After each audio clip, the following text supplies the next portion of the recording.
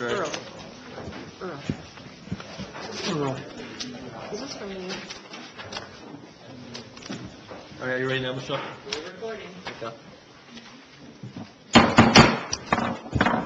Thank you all for being here this evening. It is about 6:04, Thursday, October 11th. This is the regular meeting of the Terre Haute City Council.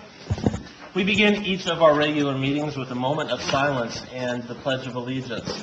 This evening, the pledge will be led by Eddie Felling.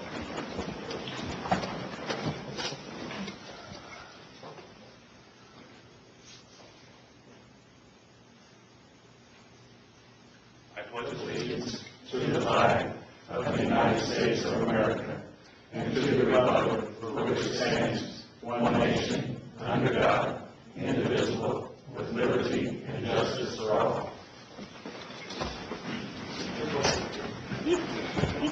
Mike, your voice. Thank you. Could we get a roll call, please, Michelle? You doing okay? Councilperson Aller. Here. Councilperson Azar. Here. Councilperson Crossan. Present. Councilperson DeBon. Here. Councilperson Elliott. Here. Councilperson Garrison. Here. Councilperson Morris. Here. Councilperson Nasser. Present. Councilperson Nation. Here. All are present. Thank you. At this time, we get 30 minutes of time for public comment on items that are not on the agenda. Agendas are up front over here next to Mr. Taylor. If you do wish to speak, I ask that you please try to keep your comments to about 3 minutes in the situation that there are many of you who do want to speak. Having said that, we'll go ahead and begin public comment. If you come up to the podium, please give us your name and your address for the record. Thank you.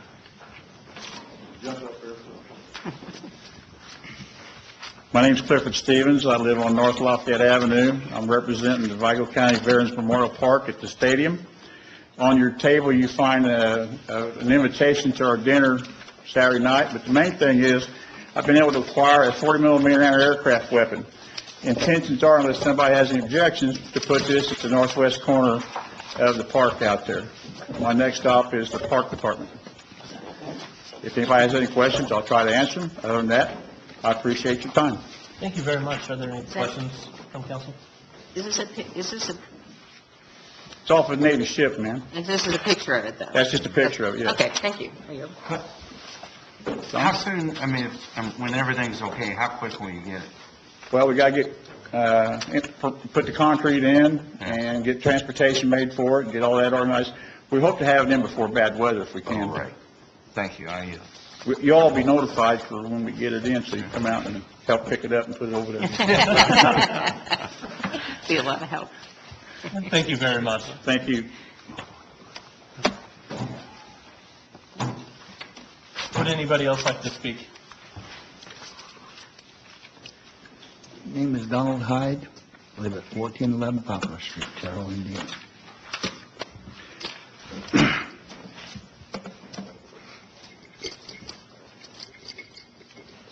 This is the 11th of October, 2018. This is the second to the last meeting before the fall elections. I promised that I would continue to attend these meetings unless health prevented me or I didn't know about it through that election. And I made myself a promise, if I went that far, I might as well go through the rest of the year. But the bottom line is, there's less than 5 meetings to go before this year's over with. I read the paper, and one thing, again, that's not on your agenda is the jail, and it is the current new superintendent of schools. I will say one thing about the new superintendent of schools. He is making an attempt to get public comment, to educate the public about the schools and what they're planning on doing. I wish I could say the same thing for the county council. They seem to have paid taxpayer money to get a study, and they haven't released it to the public that we paid for it, so we could have an understanding of what's going on. It's still not there yet. The judge has warned the county council and this county at large that they're going to have to do something, and gave us a clue as to hiring more people. And of course, the paper has said that the county council approved the hiring of, oh boy, 3 more people. I just walked around the jail before I got here, and it's bigger than I remember it. I'm not sure 3 more people is going to help the situation any. I say this because we still need the public to be better informed of what's going on. Now, one point above all, I have now seen the city council budget for next year, and I can do arithmetic. If you took the city budget for next year and you times it by 10 for the next 10 years, which is not something that a government body should not take in consideration, what they're going to do for a 10-year period of time, that's the big picture that everybody seems to not care about. We're going to spend $1 billion in this city. How it's going to be spent, don't know. And actually, in most parts, I don't care. But I do care about this. In 10 years, most of you, and I'm hoping all of you, will be alive. And I want to ask you a simple question, and this is for all the people living here. That's the question they're going to be asking when they go to the polls and vote in the next 10 years. Do we see what that $1 billion bought us or not? Now, the county council, I saw their budget. Their budget's even bigger. They're going to spend about $1.5 billion to almost $2 billion in the next 10 years. And again, I'm wondering, what are we going to get for that money? And by the way, all that money is being paid by people living in this county and the businesses that are in this county. The money's going to be spent. The question is, how is it going to be spent? And why the public, be it the county council, county commissioners, or the city council, doesn't tell the public more about how we're going to spend the money, what your goals are, what your dreams are, what we can afford and what we can't afford, and why. That's basic communications to the taxpayers who are putting up that money. Finally, and this is why I believe that the current leader of the Vigo County Schools is doing more than the county council, county commissioners, or the city council of informing the public, is because I did my basic arithmetic again, and from my understanding of what the Vigo County Schools will spend in the next 10 years, it would be more like $4 billion. $4 billion. And this is one county of 92 counties in Indiana. Now, $4 billion will get us a lot, but when you take a consideration of what we're spending it for, our schools, it's a little expensive to run all the Vigo County schools in one net. But at least he's trying to inform us where the money's going.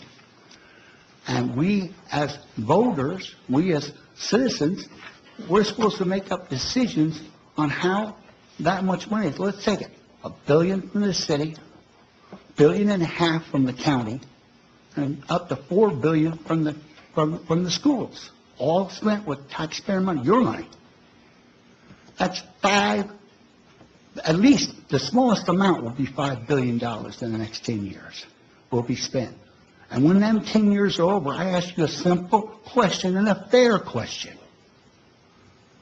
When it's done, in 10 years, looking back, will you say, we got our money's worth? Thank you. Thank you.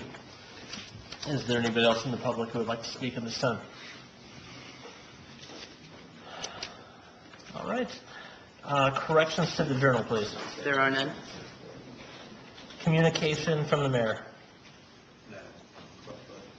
Okay. Reports from city officials. Yep. There are none. I will be, Councilman Nation. I was going to ask if you wanted to read the thing for Michael right now. I was, yes. Those of you who were here last week or who watched this on YouTube or wherever, know that we decided we would invite Michael Wright, the attorney for Vigo County, to tonight's meeting to discuss the jail being put at the old IP property. I received a text from him a few hours before the meeting stating that he would not be here this evening. He did send me an email. I will go ahead and read that, and I will certainly make that available for anyone to read as well. Dear Mr. DeBond, everyone understands the high level of emotion related to the current situation surrounding this community's criminal justice system. Based upon the degree of emotion and the mayor's expressed desire for there to be a third-party analysis of Vigo County's interpretation of the Terre Haute City Code and Indiana law related to this petition pending before the Terre Haute Board of Zoning Appeals, I will not be attending the City Council meeting later tonight due to the fact the third-party analysis has not been completed. I have discussed this topic with Eddie Felling, the attorney for the City of Terre Haute, and we agree this analysis needs to be performed by someone who has no ties to this community and can come in and independently evaluate the relevant sections of the Terre Haute City Code, the principles established in Indiana cases regarding land use, and offer an unbiased opinion on whether the International Paper property must be rezoned or whether the proposed use and auxiliary building use are in compliance with Terre Haute City Code and Indiana law.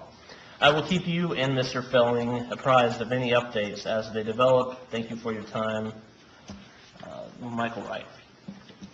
Having read that, I will ask if council would like to speak on this issue at this time. Councilman Nation. Thanks, Curtis. I'm a little disappointed that Mr. Wright didn't come, but I'm glad that he wrote something for us. I noticed that he references emotion twice in this brief communication. And to me, this isn't really about, from the City Council's perspective, this isn't really about emotion. It's a legal issue.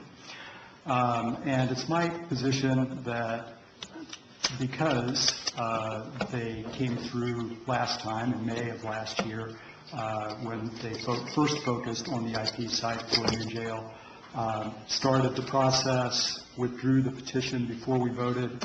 I'm very curious about the actual legal argument for why they're not doing the same thing this time.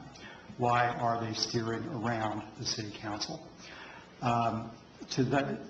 To that end, to try to get some kind of a clear answer on this, and to assert the City Council's role in this decision, I've been working with Councilwoman Crossan and Eddie Felling and others to put together a resolution of this council on rezoning 2403 Prairie Road, the old International Paper site, for a new Vigo County jail. I intend to file this ordinance tomorrow. I'm sorry, it's not an ordinance, it's a resolution. I intend to file this resolution tomorrow, and it will be on our November 1st meeting agenda.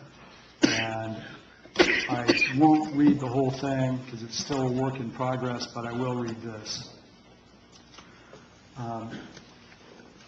Now, therefore, be it resolved that the Terre Haute City Council will take all necessary legal steps to ensure that Terre Haute's City Code and the legal authority of the City Council are recognized, and that the old IP site must be rezoned before a new Vigo County jail is constructed there. Pursuant to Terre Haute City Code, rezoning property within the city requires a majority vote of the Terre Haute City Council. That's it. I think that it's important for us to assert our authority here, or at least get a clear legal explanation for the path that they've chosen to take and the reasoning behind it, and then we can decide on whether or not a resolution like that is something that's worth supporting. And I stand ready to answer any questions that people might have. Thank you, Councilman Nation. Councilman Nasser. Mayor, I know last Friday you had made a comment that you wanted to kind of slow the process down. Who's going to decide, the attorney? Who's going to pay for the legal fees to get the third-party opinion? And do you have any date when that opinion would be brought before the council, before Councilman Nation's resolutions introduced? Mr. President, members of the council, Mayor Duke Bennett, Councilman Nasser, last week I was out of town for a few days, but I watched, through the media sources. I found out the approach they were taking on Tuesday, which some people thought I was somehow part of that, which is simply not true. I read about it in the paper. So that was my first hearing of how they were doing that. And I had some of the same, conclusions that Councilman Nation has is why the change? We'd heard there may be a change. That wasn't news, but the fact that they did it that way specifically was news to me. And I felt it was important for us to protect the city side, that we know what the basis of their legal argument is, so that our people, whether it's the Board of Zoning Appeals, the City Council, or eventually Chuck Ennis issuing a building permit, we need to know we're on solid ground legally for that. It is up to the petitioner to get that legal advice and follow the procedures. So what I'd recommend to the commissioners, that they would go out and hire outside counsel who has expertise in reading zoning codes, state statute, all the things related to this, to see is what they have proposed the correct way to go about doing this. If it's not, and it's supposed to come to the City Council to be rezoned, that's what I hope comes out of that. So they will select that attorney. Hopefully they will ask all the right questions. I've been through this stuff before where sometimes people will go seek an opinion, not necessarily a legal opinion, but opinion of someone, and they don't phrase all the questions exactly right, so you don't get all the answers you're seeking. And so Eddie Felling, in conversation with Michael Wright, we're hoping that we'll get that so we can all look at it and say, this is what our code says, this is what statute says, and they need to follow whatever path is the legal path to follow to get it either rezoned or a variance or whatever it is. Do you have a time frame on that? No, but I wouldn't think it would take more than a few weeks tops. So maybe it falls into the same schedule they're already on for a November 7th, and if that needs to be withdrawn and reissued to the council, then that will be part of the new timeline. I don't know. Okay, thank you. Ayo. Councilwoman Crossan. Yeah, Mayor, I'm glad to hear you say that you recognize that how the question is asked to outside counsel might determine in part what their answer is. So with that in mind, I would just say I would look forward to hear what ever the opinion is that they get, but I don't think that the opinion that they get is necessarily controlling on us or on you or on Mr. Ennis. That we have a right to have our own position on that. And having set both as a client and as an attorney for people, I know the way those questions are asked is very important to the answer that results from that. So I'm happy to hear you say that. And I think we all should be mindful of that we have a job to do here that at this point in time causes the county and city to segue, but that we also each have our responsibilities. I yield. So kind of just a quick response would say, we're not trying to get in the way of anything, and I think you appreciate that. It's just important that we know on our side that whatever's voted on, if it's my members, 3 members of the Board of Zoning Appeals, that they are in a legal position, if that's the way it's supposed to be, then so be it. But right now, I think there's enough question about that we need to start with that and have that in front of us. That opinion is just an opinion, no doubt, but if this ends up in some legal battle, we want the city to be on the right side of this. Thank you. Thank you. Mayor, just to follow up, I know the commissioners, the petitioner would be deciding on the attorney. That means that they'll be paying for it as well. Right, yes. Okay. Thank you. I am. Councilman Nation, just to clarify for those in the audience, this resolution will be on the agenda next month, right? First meeting, is that the intention? That's the intention, yeah. Rather than try to get a unanimous vote tonight to waive the rules and speed it along, I think that it'd be better to just put it into the stream as like any other piece of legislation and let it happen. So our first meeting next month is November 1st. and then the second one is a week after that. I think that affords enough time to be able to be informed before the BZA even acts. So that's it. I yield. Thank you. I will go ahead and at this time ask if anyone in the public would like to speak on this issue. I apologize. Councilwoman Aller. Real quick question. Is the BZA meeting, is it still the November 7th? I think it's been... Last I heard, that was moved, I believe, until the following week, but I don't know that I have the To the exact... when, I'm sorry? I think it's the following week. It's the 14th. I hadn't heard of any That's just changes. developing, that they had a concern where they normally would meet, they're going to be breaking down voting machines the day after the election, and instead of moving the location, they were going to move the date. I can't say for sure what the date is, but I was told... I've been looking everywhere to try to confirm an actual date, time, and place, and it's nowhere to be located, so. Well, actually, it's, I'm sorry. Mr. Taylor, please. The new date is the 14th. I think the normal time and location is the 14th. And so everyone is aware, the location is, where's the location? The annex, yeah, the Buell County Annex. Yeah. And the time? Time? It was 9 a.m. Yeah. Thank you, Mr. Taylor. Is there anyone in the public? Councilman Garrison. Just, I don't know if anybody would know this, Eddie. Do we have any idea what type of cost we'd be looking at, the county, to hire somebody that's independent to review this? It's going to depend, I mean, it's going to be an hourly... $2,000 or less? I would hope so. It's going to be an hourly rate, and I think it can be done with a few hours research from... I'm just wondering, to eliminate the perception that they get to choose, you know, depending on what the answer would be, if maybe the city would also pay half and be involved in the selection of this attorney to eliminate any risk in that area? The concern I have, and this goes back to the original, I guess, question, argument with this whole situation, is that let's pretend it's not the county and it's a private individual. There is absolutely no way the taxpayer should be responsible on our end, that being the decision-making body, in determining what someone else's legal argument is going to be to justify what course of action they want to take.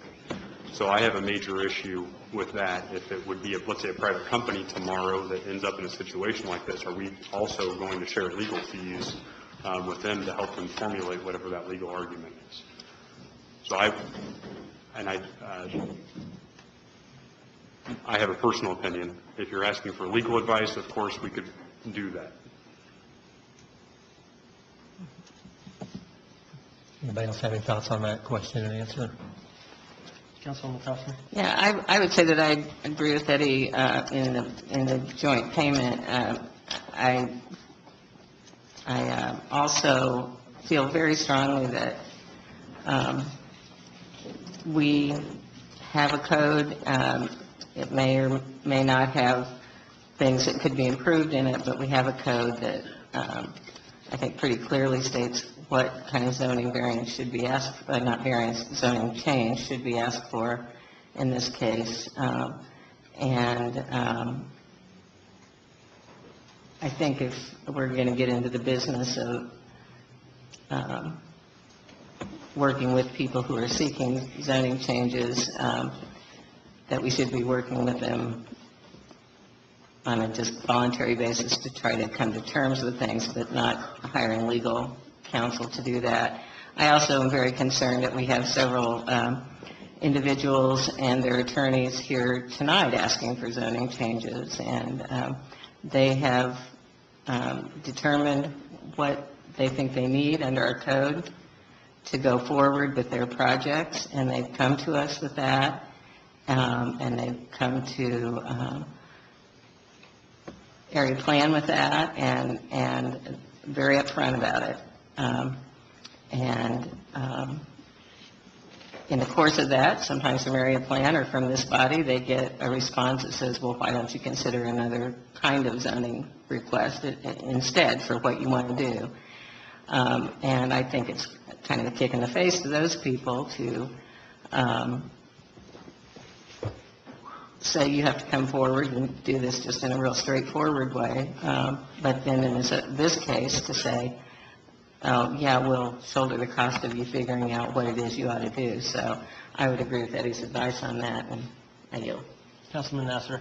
And Mayor, just to confirm, I know last week there was discussion that there was conversations that, the cities agreed to give the permit if it goes before BZA. Are you willing to say that, the engineer's office or the administration is not going to issue any building permits until we get another legal opinion?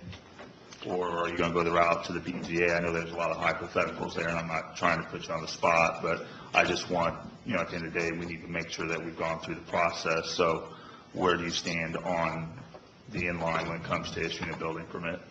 Well, we can't issue a building permit until we see formal plans. Nobody's presented anything to us to even consider that, and I can't imagine that would happen before any of this would happen. So the timing is not, they're totally different cycles. Okay, so your thoughts are you need to have a plan regardless of what the legal opinion is that we're going to be waiting on? Well, I think that this legal opinion, if they bring it to follow the proper channel, then it'll be up to either the Board of Zoning Appeals or the City Council to determine if it gets rezoned or if it just needs a variance, and then we go from there. They'll submit plans at some point, and then we'll either approve the plans or not approve the plans like we do with any other petitioner. Okay. Thank you. Council, any other comment from council? I have one. Councilman Azar. Just devil's advocate here. What if the legal counsel, and we're asking them to get a opinion, and let's assume the opinion doesn't go the way the city council wants it to go, but it's a legal opinion. Does the city council accept that opinion, or then do we get into a legal battle with the county?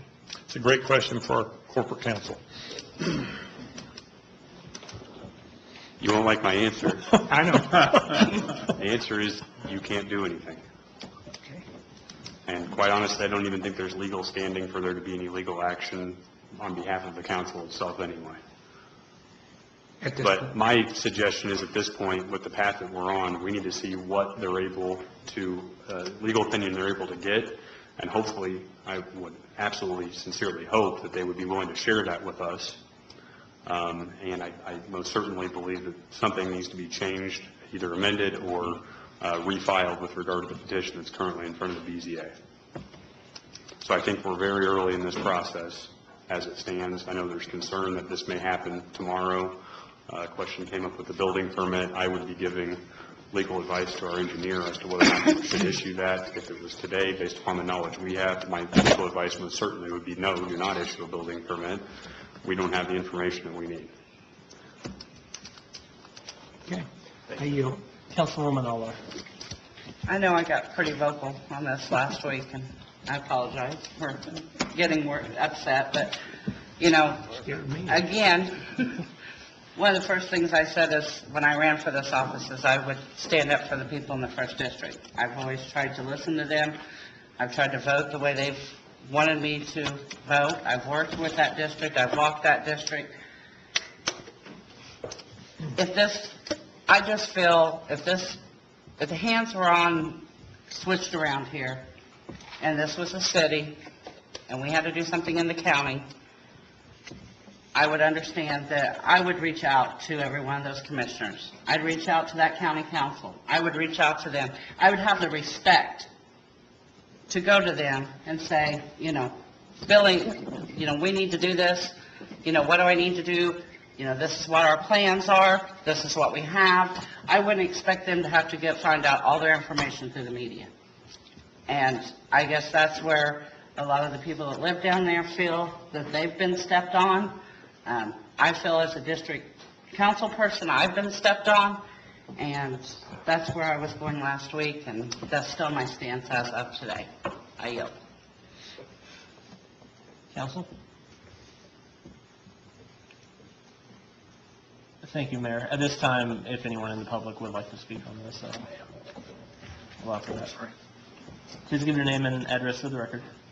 Good evening, Pat Goodwin, 2215 North 10th. I was here last week speaking on this subject, and several of us out in the audience are now a little bit confused as to where we are because there's a couple things that are not clear. First of all, last week I did say that the city and county administrations had talked ahead of you all finding out about this, and I would just like to know for certain whether or not that actually did happen.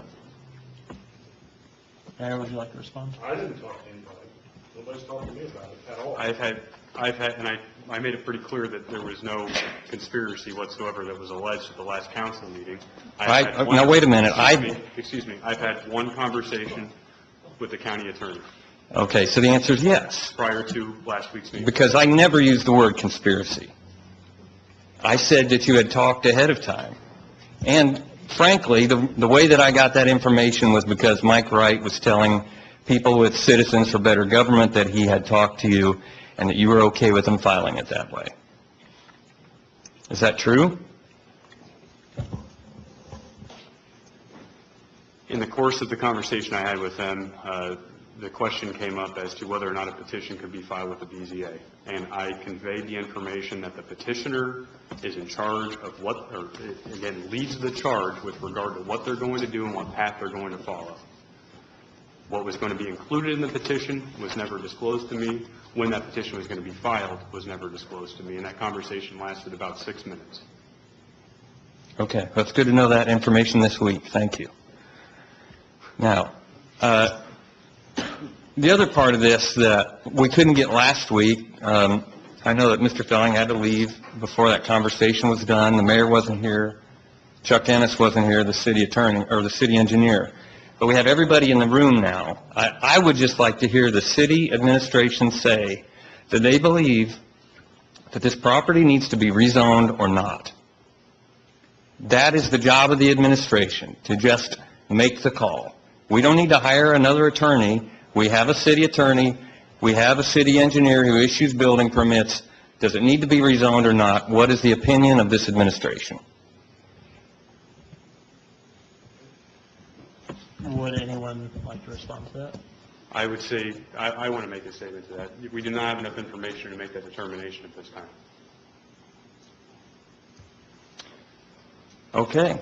So even though we have a penitentiary zoning that clearly defines what a penitentiary is, we have a city attorney now who's saying we don't have enough information to determine whether that property needs to be rezoned, put a jail on it. Thank you. At least I have some clarification now. Councilwoman Aller, I'm sorry, I'll be right there. Councilwoman, okay, go ahead. And if you would please name and address for the record. My name is Michelle Taylor. I just recently moved into the county again, 3201 East Lynn Avenue. I appreciate Mr. Goodwin's questioning and Councilman Nation on the timing. The lack of information, needing more time to discover some information. I'm highly disappointed in our county council for passing that vote in the first place. We currently have a mayor that used to have deep involvement in Hamilton Center. We have got to understand that our jail is overcrowded for multiple unnecessary reasons. Why can't we take more time to think of better reasons to help our citizens than spend $68 million for them to be institutionalized? What about the people that belong in a mental health facility, the people that belong in these sober houses, the other nonviolent offenders that are sitting in there waiting on a court date? Our due process in law has been broke down so much that we shouldn't even be in a situation discussed in the first place, in a lot of opinion. I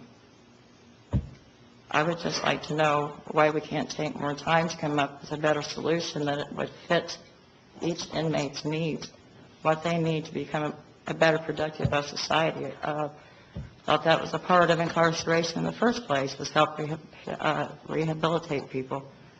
I don't think we need to continue jailing people for nonviolent crimes that need help. And that's just my question. Thank you very much.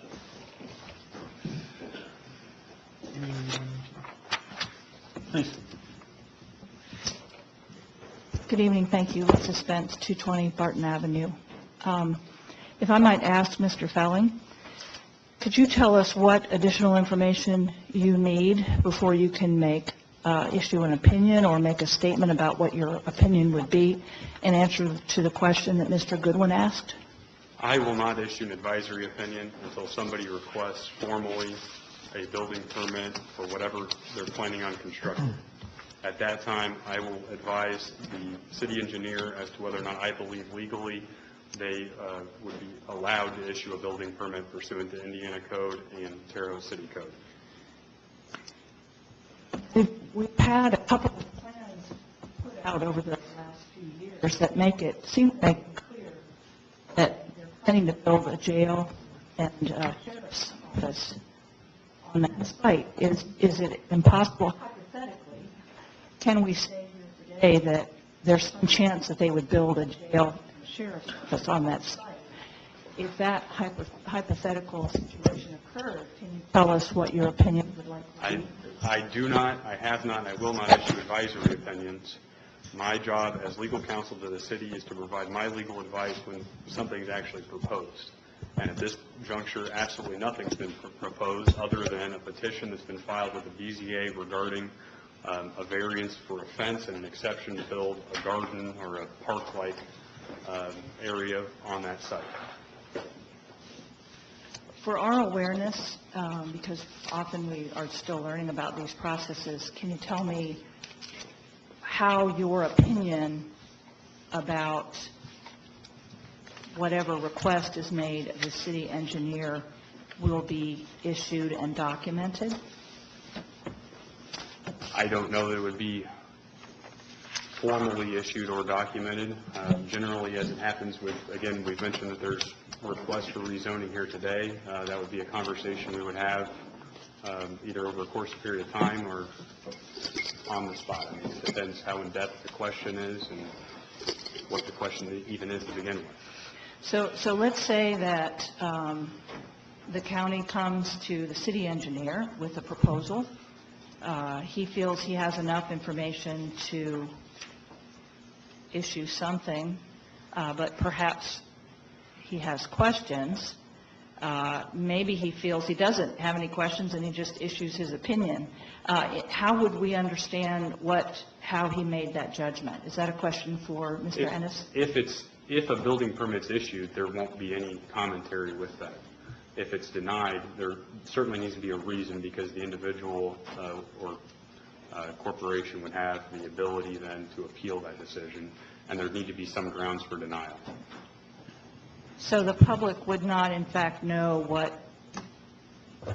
his analysis was to come to a positive, if he issues a building permit. We would not know that. Hundreds of building permits are issued every month, and there's no commentary that goes with the building permit that's issued. Hundreds of building permits are not issued for a jail where the city council has clearly made their feelings known about that. This is not different enough that the city council and the citizens could expect to understand what basis was used for making that judgment? Again, we're asking hypothetical questions. There's not even been a request for a building permit, let alone one that's been issued at this point. This is not a hypothetical question. This is a citizen asking to understand your processes. And as I've told you, I am not aware in my time here with the city of Terre Haute that there has been any commentary ever issued if a building permit is granted to someone. I most certainly could see if one is denied that there would be something that would go along with that to help facilitate the appeal process if someone chose to go down that path. And if Mr. Ennis comes to you and asks for assistance in making his judgment, how would your assistance, your guidance be documented and or disclosed? We will have to cross that bridge when we get there. I don't know what the question is. As far as me, if he writes me an email, I'll probably respond via email and there will be documentation, but he's asking me for legal advice. Would we have to issue a FOIA request for that? You most certainly could. Generally, legal advice is going to be non-disclosable. I'm not saying that I would not disclose what my formal legal opinion is. Again, we're not even close to that point yet. I can assure you that I understand and I appreciate as much as everybody in this room how important this jail decision is and how big this issue is. I most certainly expect to have questions asked of me individually, depending upon what the answer to that building permit question is. As an employee of the city government, would the city engineer be required to disclose to the city council the basis for his decisions? No. Thank you. Thank you. Is there anybody else who would like to speak?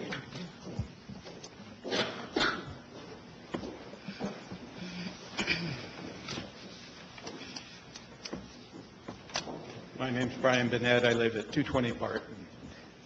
I don't understand why we need to hire a third party to interpret our own zoning codes, which are crystal clear to begin with.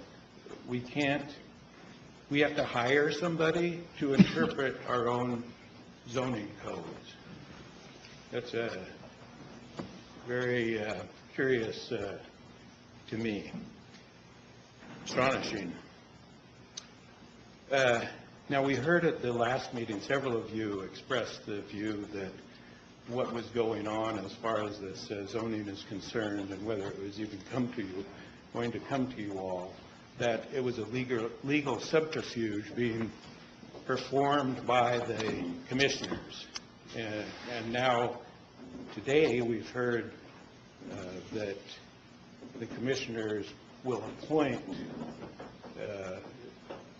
is that right, or the commissioners, or was that your idea, Mr. Mayor? I have no idea what you're talking about. Okay, the third party, we'd hire an attorney, a third party. We are not hiring anybody. So the commissioners. The petitioner, Okay. just like legal representation here tonight with any other petitioner, they provide their own legal representation. Okay, thank you for answering that. I couldn't, wanted to know if it was the commissioners who were proposing that or you. So the commissioners then are proposing this, the same ones that you all described as conducting this legal subterfuge. So you have to wonder if the objectivity of the person that they might select to conduct that third-party review. Thank you. Thank you.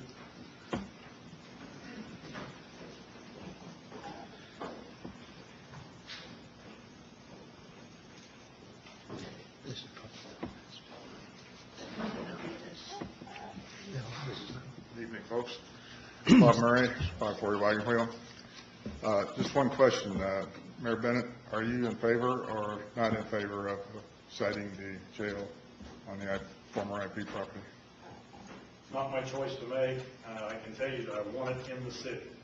So I hope they offer an alternative for us that is in the city limits, so it makes it more efficient for Terrell Police Department to transport and check in prisoners to the jail.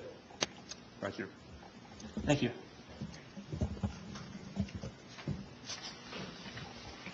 Mr. President? Yes, Just Councilman Garrison. one observation.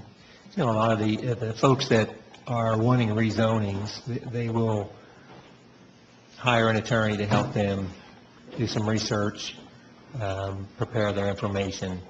But one thing that's different is usually when that process is done, they still come to the city council for approval. But what's happening in this case is they're going to ask for an opinion, and if it's the opinion that they obviously want, they don't have to come here. I don't think I've ever seen that before. And I'm concerned that we're set up to fail. I yield. Before we move on, is there anybody else in the public who would like to speak? I'll be real quick this time.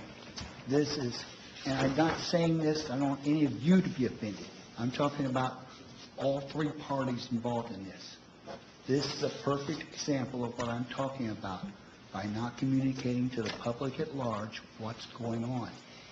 When you do that, and you do that, and you do that, and you have laws and regulations that allow you not to give reasons of any kind, which the lawyer here said is true, that's what makes it possible for people to start doubting your government, doubting you, where there may not be any reason for it at all, the so-called conspiracy theories, because people need answers.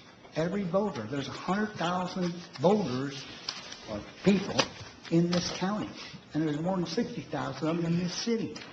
They need to understand what's going on. That's all I'm saying. Thank you.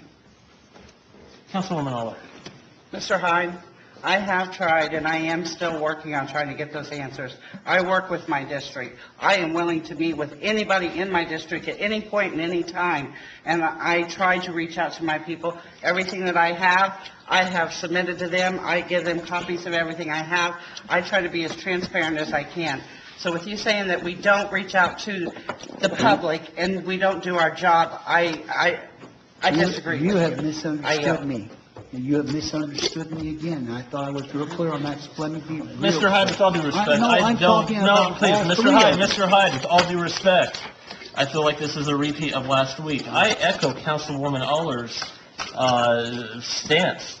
I literally offer people rides to city council meetings. I put information on social media all of the time. Many of us on the city council go above and beyond in getting as much information out there as we possibly can. Do you have any other further ideas that we have not tried? I am trying to clarify myself. I'm not blaming you. I am saying right now that our whole problem right now with the jail, all taxpayers, including you, is the fact that the county council does not communicate to you, the city council. I don't believe they communicate to the taxpayers of this county at all. That's what I'm saying. Thank you. Thank you. Councilman Elliott. Let's all understand, as it relates to the county jail, we clearly are not driving the bus. We may now have a seat on the bus, and eventually our seat will move to the front, and sooner or later we may be in the driver's seat. So all we can do is prepare as best we can. I think an independent legal opinion makes some sense. Let's see what it is. If we don't like what it is, I think we can get our own.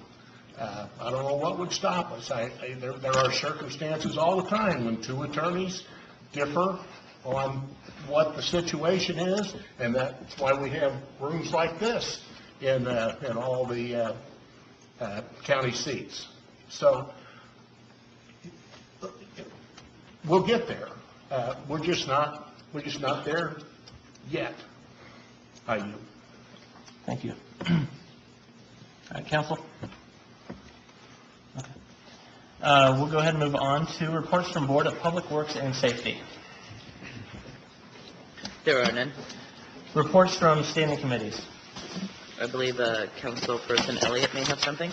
Yeah, I passed out a 5-page document right before the meeting. I'd like to take a little bit of time to go through that. It covers basically 3 different topics. The city budgets, the narrative on page 1 relates to the schedule that's on page 2.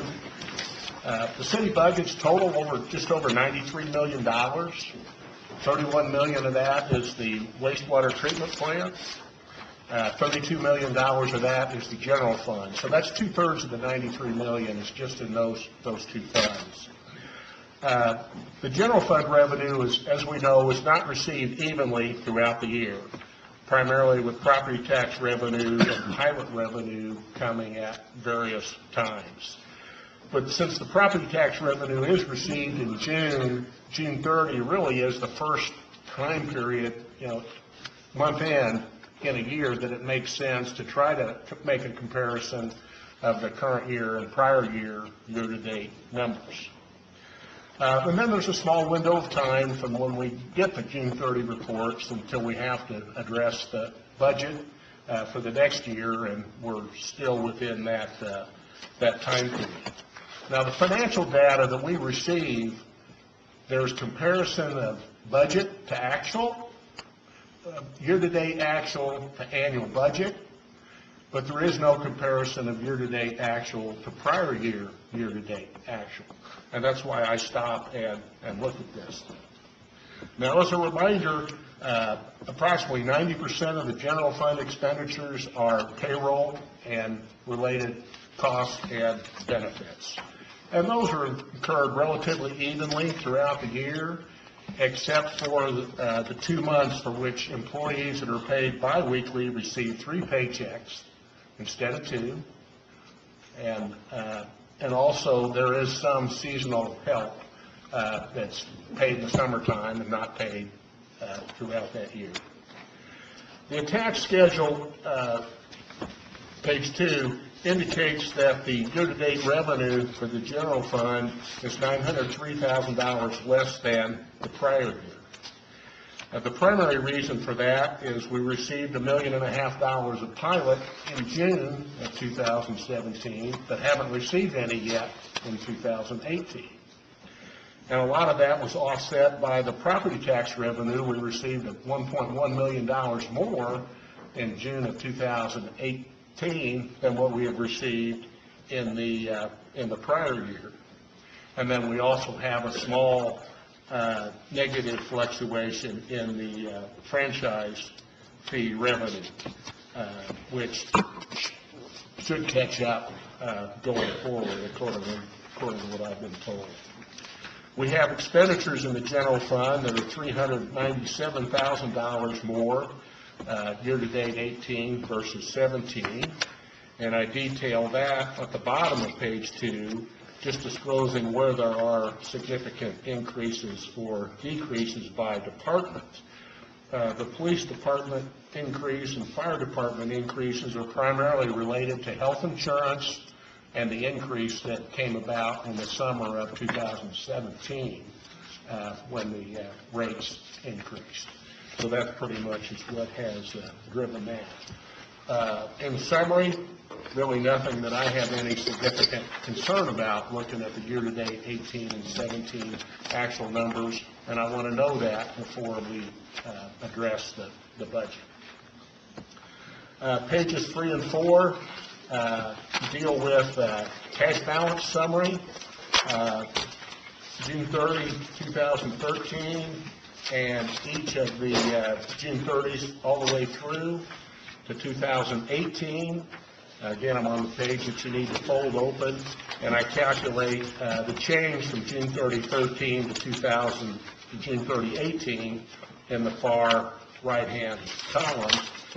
You can see we started the total line down at the bottom, June 30, 2013, a positive $4.5 million, decreased to $230,000, decreased to a negative $4.7, decreased to a negative $9 at June 30, 16, improvement to $2.3 million negative at June 30, 17, and then back to just a minus $251,000 at June 30, 18. So we kind of trended down during that period, bottomed out in 16, and have started coming back in 2018. But we've still got a ways to go to get back to where we were at June 30, 2013. Now, I haven't done any work yet, and I will, on whether or not those June 30 balances should be targets or not, and what the target balances should be for those funds at those dates, but I'll get to that. Some of the significant changes that we have are in the right-hand column. I circled those amounts. Group health was a positive $1.5 million at June of 13. It's a negative $800,000 at June 30, 18. That's a $2,346,000 decrease. I'm not sure I know why that is. Emailed the mayor and Leslie probably about a week ago or so to ask about that and ask them to look into that, and I'm sure they will as soon as they get a chance.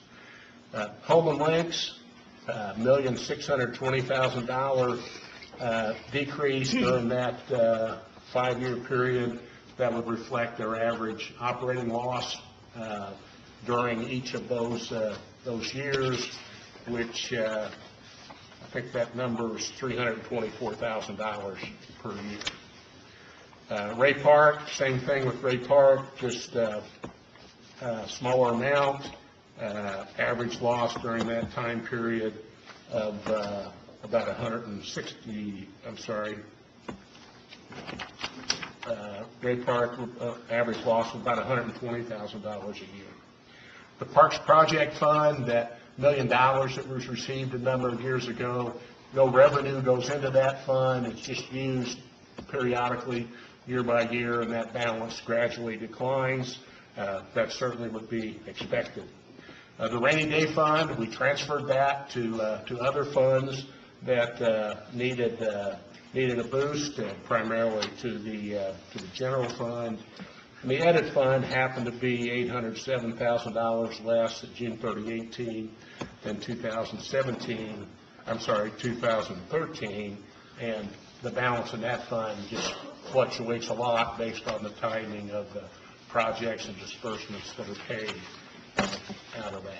So the summary from that is, again, we bottomed out in 16, and we're coming back with our balances and need to continue to do that.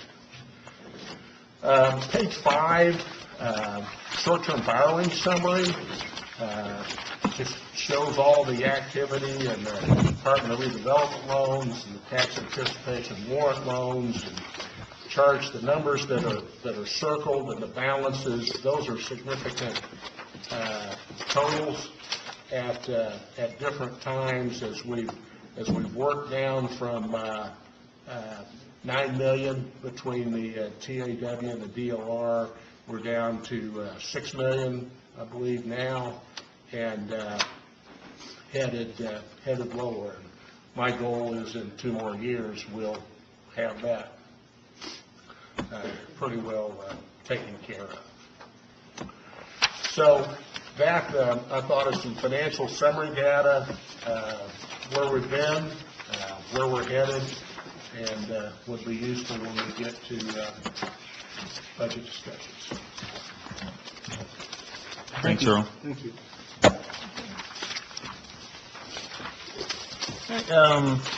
Reports from non-standing committees. There are none. Items previously tabled. There are none. Tax abatements for confirmation. There are none. Items on second reading. Appropriation 9, 2018, the 2019 City of Terre Haute budget. There was a proposed amendment submitted to you last month. Mr. President, members of the council, Mayor Duke Bennett, just wanted to kind of go over just briefly, there's 2 things. One,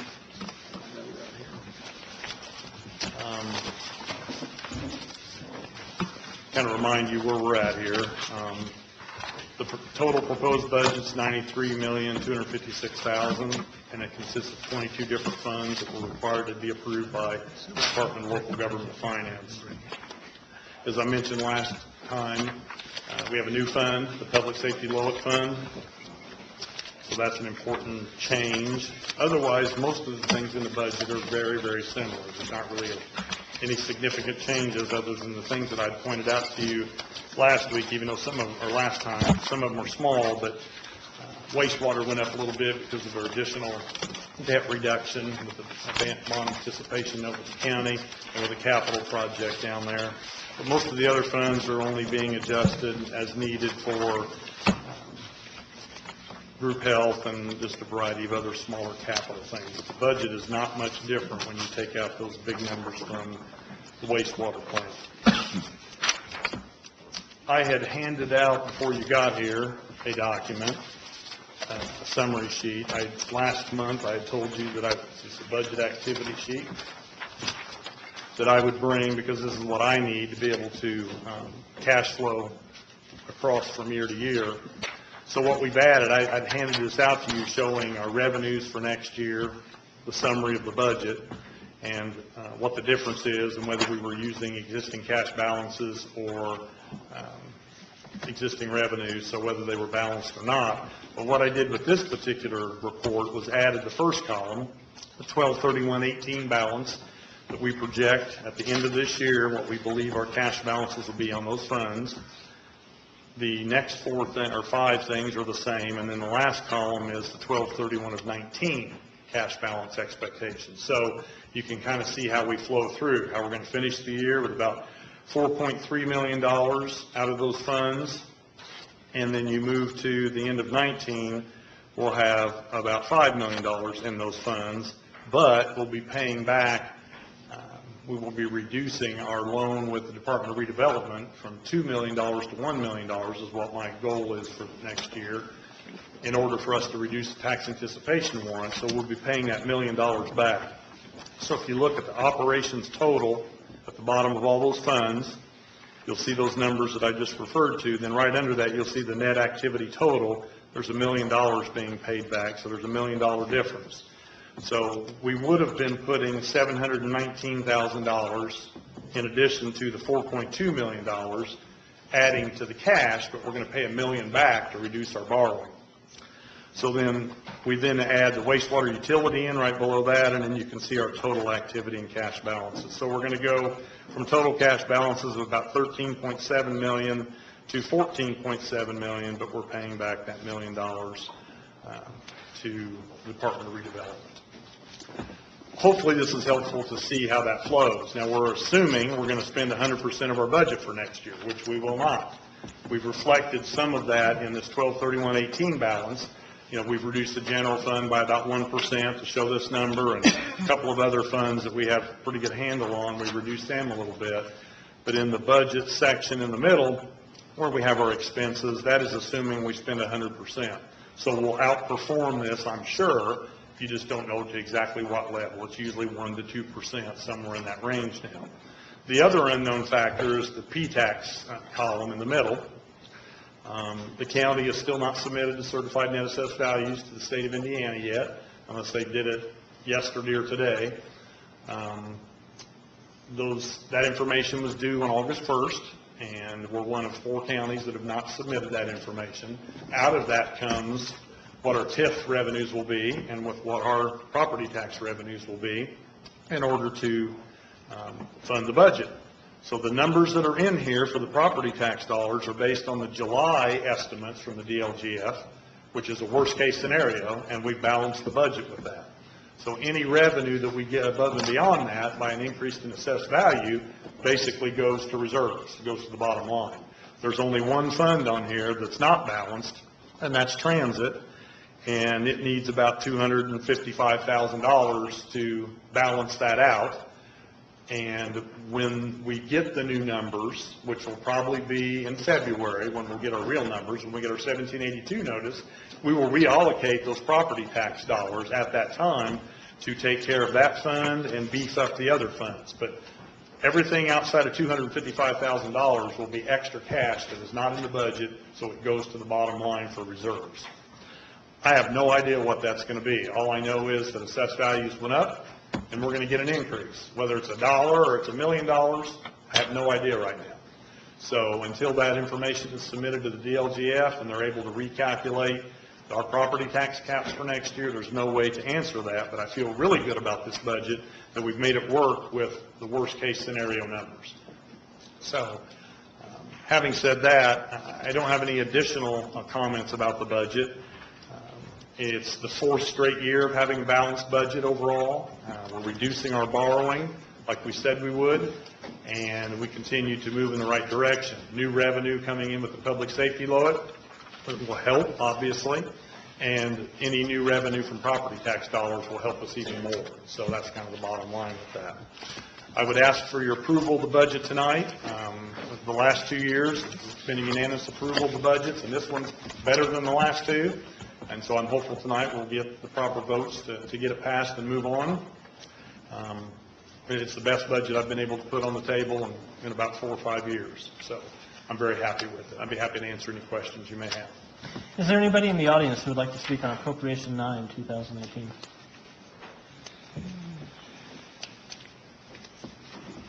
Donald Hyde, 1411 Poplar Street, Terre Haute. since this is the first round of budget talks. I have a whole bunch of questions, but I'm going to stick to the small stuff. I am under the impression in my entire life that any city, anywhere in America, can apply to the federal and state government in which they're a member for additional funds for, shall we say, sidewalk construction, highway repairs, street repairs, curb repairs. What I meant when I said before we're going to spend in 10 years $1 billion, I'm talking about the average citizen looking around their city and seeing where the $1 billion went. And they're not looking at this or that or a major highway or this or that. They're looking at their community, and they're looking at the sidewalks and the curbs. They're looking at the streets that they go to and from work on, or their kids go to and from school on. And they're wanting to be repaired.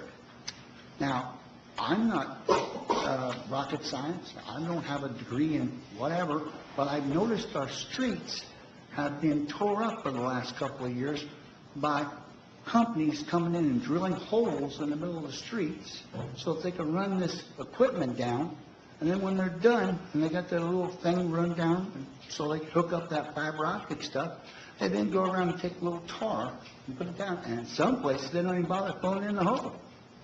And then 3 or 4 years down the road, because they don't fill in them holes, rain comes in, the freezing winters of Indiana come in, and they make cracks in our roads.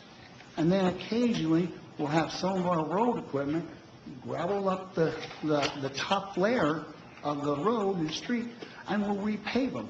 But we don't repave them all. I'd like to know from the mayor and the city council to answer tonight, and it doesn't have to be a big answer, and this is all I'm going to ask.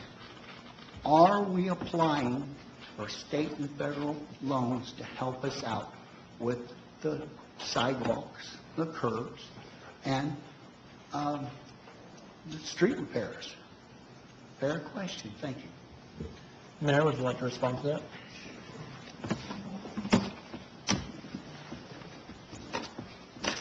When grant opportunities become available to us, we apply for those as appropriate.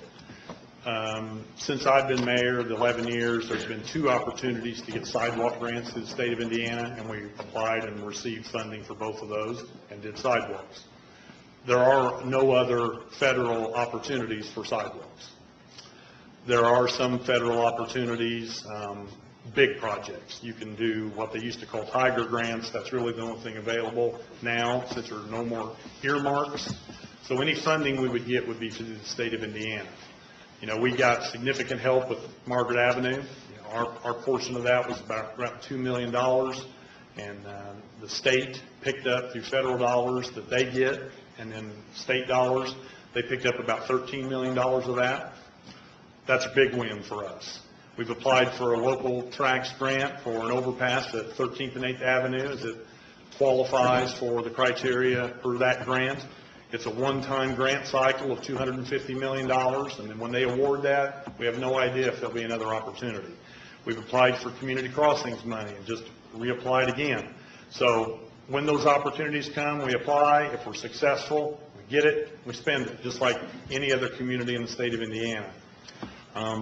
There's not nearly as many opportunities as there have been in the past for the federal side, really none. And the state has then stepped up with the money they get from the federal government, and they're redistributing it. Plus, they've increased the MVH revenues to us to be able to help do additional work. We get about $100,000 more a month than what we used to get. So it helps, but it doesn't pay for everything to replace all of our 750 lane miles of streets or 400 miles of sidewalks. So we do the best we can. Councilman Nasser. Mayor, could you follow up on how that works with utilities? I get a lot of people that ask about that. So Couldn't be any more frustrating. Okay. You know, they are required to put it back like they found it, but it's difficult to do when you cut a hole in the pavement and make it exactly like it was before, because there's always some sinking of that over time. There just so happens that most of our infrastructure is very old here. The old water pipes, gas pipes. Joink is new from looking at the fiber side of it. Most of Joinks is in the right-of-way and not actually in the street. They do obviously have street cuts, and they go across from street to street, but it's mostly Vectren and the water company who's really tearing up the streets. Sometimes it's just replacing pipes, sometimes it's fixing a leak, like happening on Wabash Avenue right now. I know in my district, you and I had talked about Vectren and doing some cuts, and it was a delay. We kind of make it so that we don't give them more permits if they haven't fixed That's other. our leverage, Okay. but, they're just really slow. And Okay. those sub-crews that come around sometimes don't come for a couple of months because it's not the same crew. And up there in your area, remember, they came in and put the main lines in, one crew, and then they had a follow-up crew to fix it, but then they put new service to every house after that. So then they cut even more after the fact, about 6 months later. So it is a challenge. The mayors talk about it all the time. We'd like the legislature to give us more teeth, and we'll see if something like that happens. Utility companies fight back, as you can imagine, but there's got to be something more we can do to make them put it back at least, 97, 98% of what it was, not 80%. Okay, thanks for answering that. Is there anybody else in the public who would like to speak on Appropriation 9, 2018? And please give your name and address for the record. My name is Wes Taylor. I live at 3201 East Glen Avenue, which is actually a county residence. My statement is simply a cautionary one. I would caution the council of this city to take what was pronounced by its mayor as the best case of a worst case scenario and carte blanche pass the budget. Thank you very much. Thank you very much. Anybody else in the public like to speak on this? Council.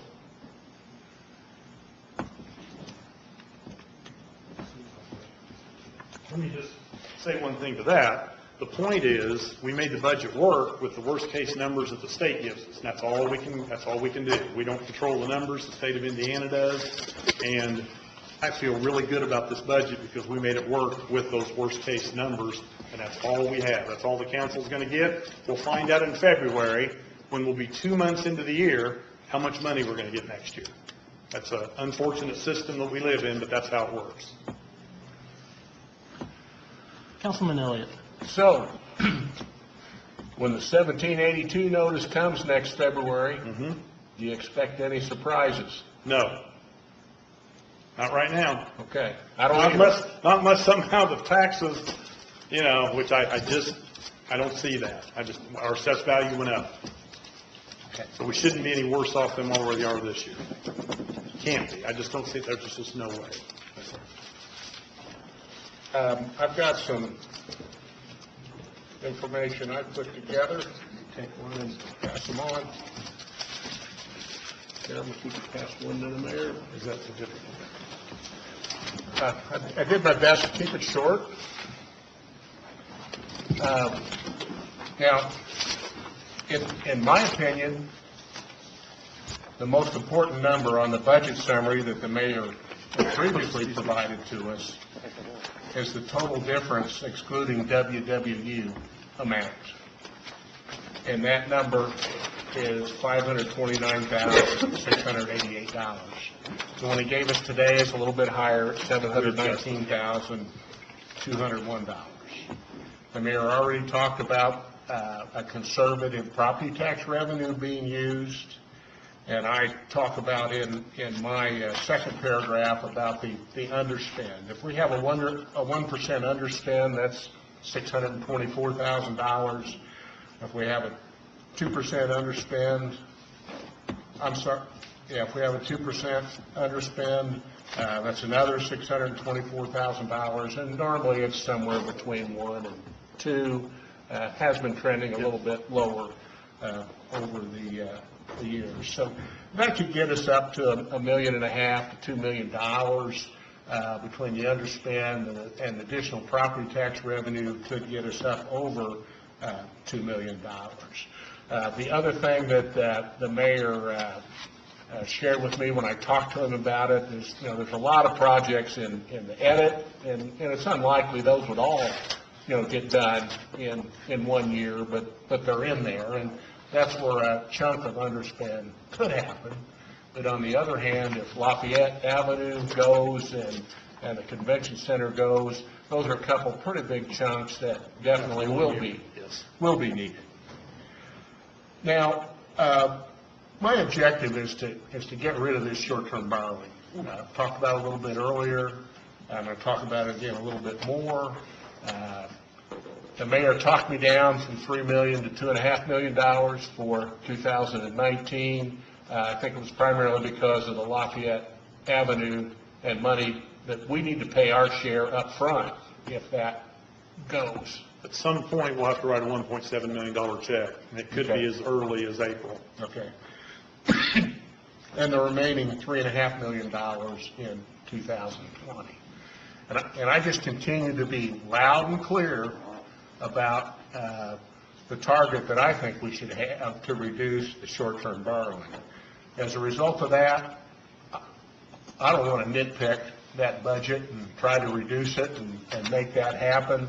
They can present the budget that he and his team recommends and subsequent spending will entail.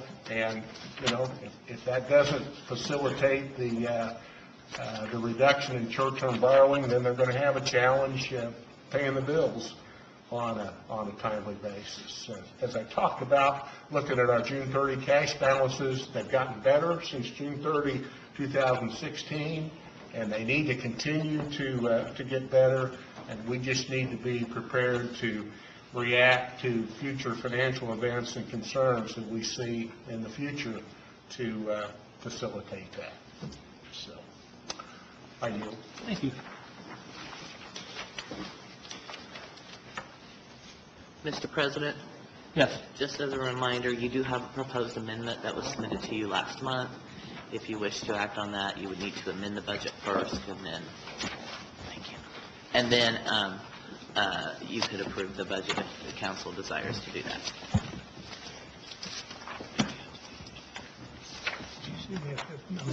Yes. Councilwoman Aller? No. No? So do we need to vote? Definitely.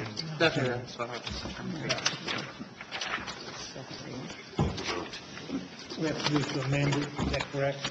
I make a motion we move to amend appropriation 9, 2018 as presented. Second. It has been moved by Councilman Azar, seconded by Councilman Nestor, that we amend appropriation 9, 2018. Those in favor, please say aye. Aye. Opposed? It is amended. Mr. President, Councilwoman Aller? I move that we approve appropriation 9, 2018 as amended. Second. Discussion? Councilwoman Crossen? Mayor, I'm bringing it up now, I don't, it's not really a for or against the budget kind of thing, but as you know, I had asked you to detail for me some of the services contractual things, and you did send me a pretty lengthy list, which ended with, these are examples, I think is the word you used. Yeah, these are examples. I was trying to answer you quickly. And and I appreciated that. And it was a pretty lengthy list, and it was pretty varied. For instance, there were some fees for people like Mr. Walker, and then there were things that were related to roads, and kind of all of that. In the future, I don't know if you've given consideration to this, but it would certainly be helpful to me if there were some either those things. Fewer, especially big ticket items. I understand, some of the little stuff, but big ticket items were either in the budget of that department that they affected and we could see them there, or that there were some categories within services contractual, like professional fees perhaps, and then and I'm not talking about 25 categories, but some categories. It would seem to me, it would make it clearer to me. It also seems to me that it would make it clearer from a planning point of view what really is there. And I apologize that I haven't raised it earlier in the year, but this is the time of year when we're thinking about it so intensely. And I, for one, would appreciate a consideration for doing that because it is a big chunk. It's not a small amount of money.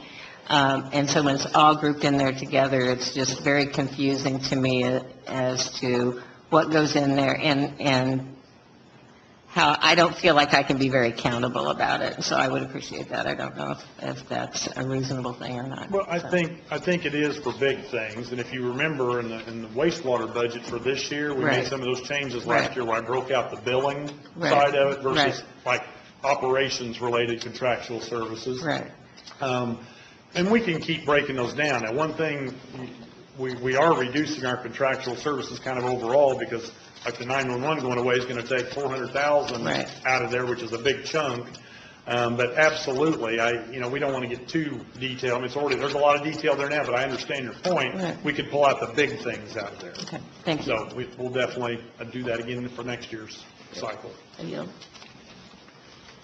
All right, the motion is on the floor, moved by Councilwoman Oler, seconded by Councilman Azar, to approve Appropriation 9, 2018 as amended. Those in favor, please say aye. Aye. Opposed? It passes. Thank you. Next item, please. Appropriation 10, 2018, the 2019 City of Terre Haute sanitary budget. Just for clarification, we do not have an amendment. Petitioner. President, members of council, Chuck Ennis, city engineer. Before you is the sanitary district's budget. This is very similar to the last couple of years, where the only line item in here is debt service. We took all of the other services, contractual and ditch maintenance and the maintenance of our drainage improvements and that, put in the wastewater treatment plant's budget. So this is all we have. I'd be happy to answer any questions. Thank you. Is there anybody in the audience who would like to speak on Appropriation 10, 2018?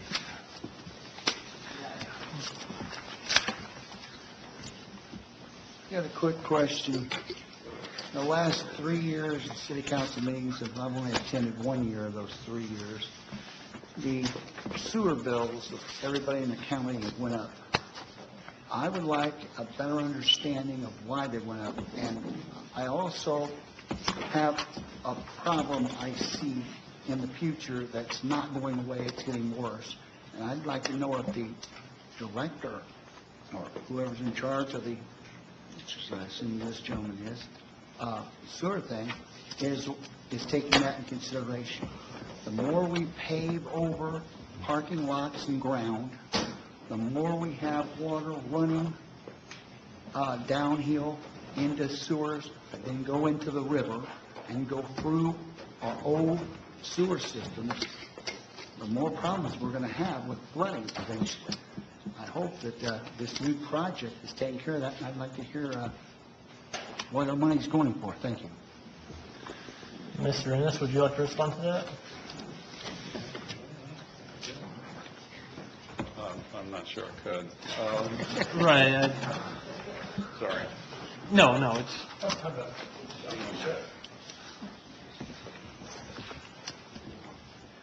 As you all know, we're required by the federal government, based on the Clean Water Act, to keep as much stormwater out of the Wabash River here in Terre Haute as we possibly can. The significant upgrade to the wastewater treatment plant more than doubled the capacity to be able to treat the water. And so now some additional projects we're doing are out here to capture the rest of the water so we don't overflow into the river. It's not going to capture all of it in these phases, but we'll capture much more, and then we can treat it and put clean water back in the river. So when parking lots are built or anything else and water, the preference would be for water to stay out there somewhere in the city and sink into the ground, evaporate, but you have to build infrastructure in order to support, the large rainfalls. And so all of our money goes to things that we're required to do. We select our projects based on the biggest bang for the buck. We do the projects that get us the most water not going into the river. So that's kind of the bottom line. Thank you.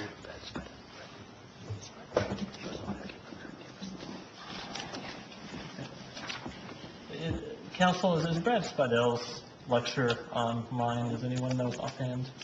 I know that answered the sewage question. Brad, I'm sorry. Yeah. So, the YouTube version is, yes. yeah, and I know that answered a lot of those questions very specifically. Yeah. It's under the City of Terre Haute's YouTube channel. Okay, yeah, Mr. Hyde, the City of Terre Haute YouTube channel does have a pretty in-depth explanation of that issue.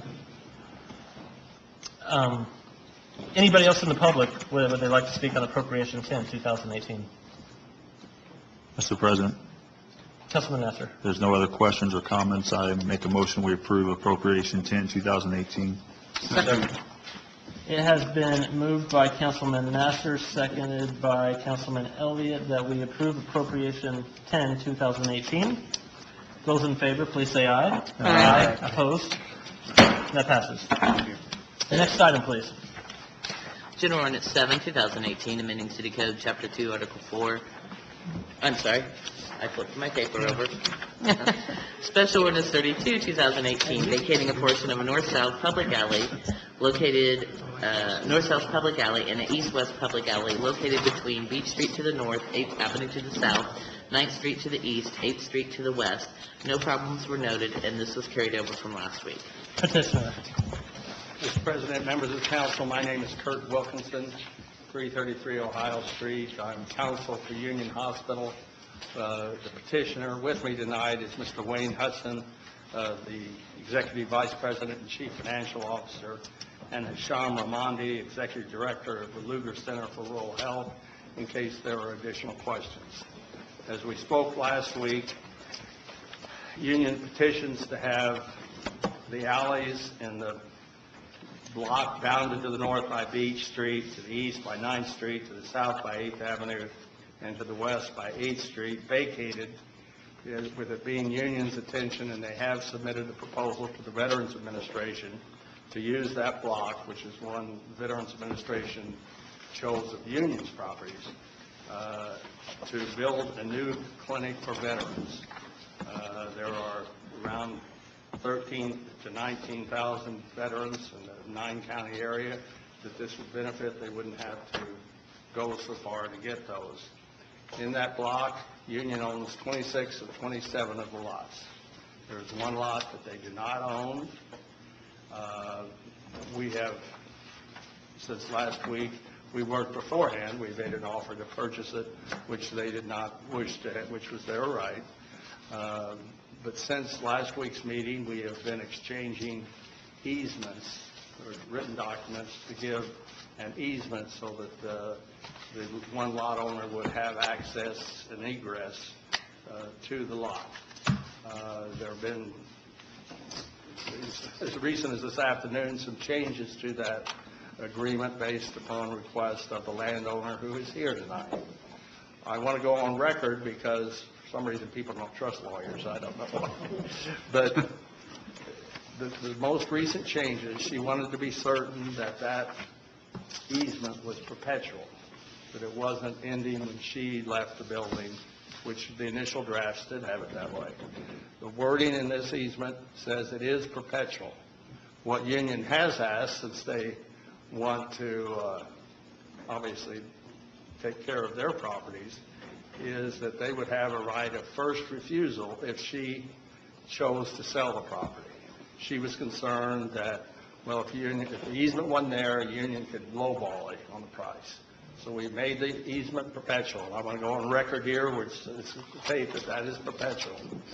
And there is a right of first refusal, so that she would, if someone offered her X amount of dollars, she would come to Union and say, well, you match that, and if Union didn't match it, she could sell it to the other person.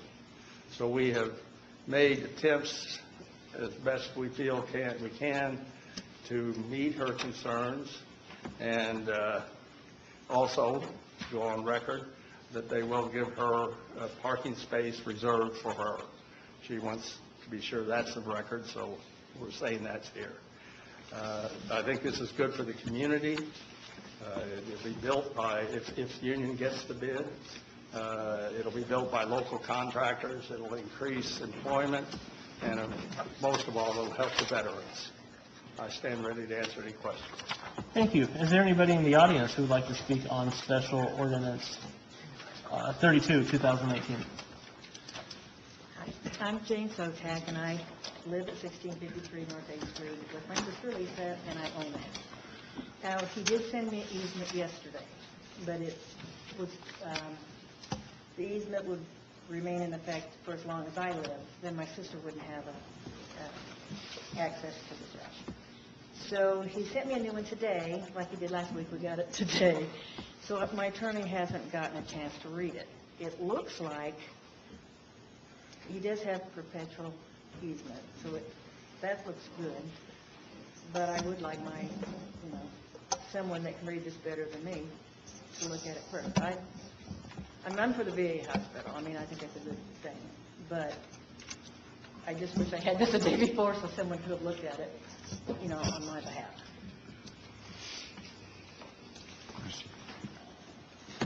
Councilman Morris. So, Eddie, by his statement here, how legally is he covered for her?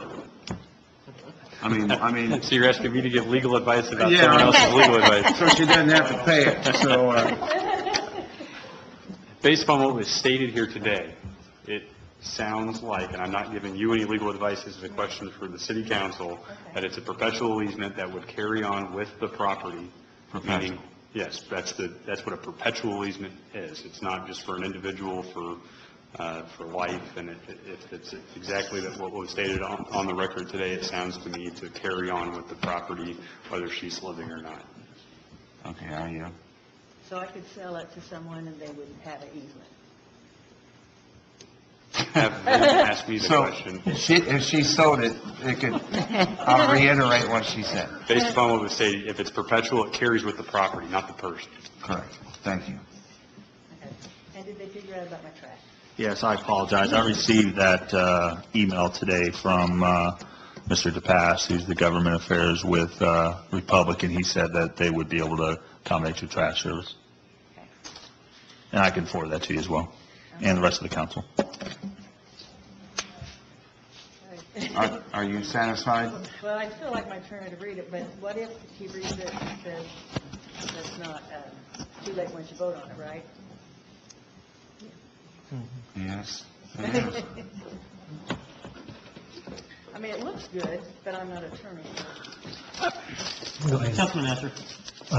Mr. Wilkinson, I'm sure you've heard this council get frustrated when we receive stuff at the last minute. What took so long to get that to the citizens? Well, I think I sent the first version to her on Tuesday. No, yesterday. But anyway, and then she got back in touch with me today, and we changed it to address the questions she raised. So you started on Tuesday then, the correspondence? Okay, thank you. But that, I said, union hereby grants a perpetual easement and grows for ingress and egress to SOTAC, her sister Lisa, their invitees and their successors, and assigns over and across. So that's one of the places. And then another paragraph, the easement, covenant, and obligations herein granted to SOTAC shall operate as a perpetual easement. Mr. President, may I make a quick statement? Yes, please. I just would note that if, and I beg pardon, Ms. Sotak, if she objects on the record today, she reserves all legal recourse she would have in the future against Union Hospital. So she would be protected from that standpoint, and then the council would be able to vote. So if the council would vote and pass it with an objector, she would then reserve her legal recourse, if any, if those, whatever she's asking for is not correct. So thumbs up? Okay. So she would state that on the record. We would have an objection on the record. I want an objection. Okay. And Councilman Azar. Let me just assure you that I know Kurt and I know his law firm and I know the people that are representing Union Hospital, and they're honorable. And I'm sure that what they're telling you now, they will fulfill that obligation, and it is on record. And so I really do not think you have anything to worry about. Okay. And that's not a legal opinion, by the way.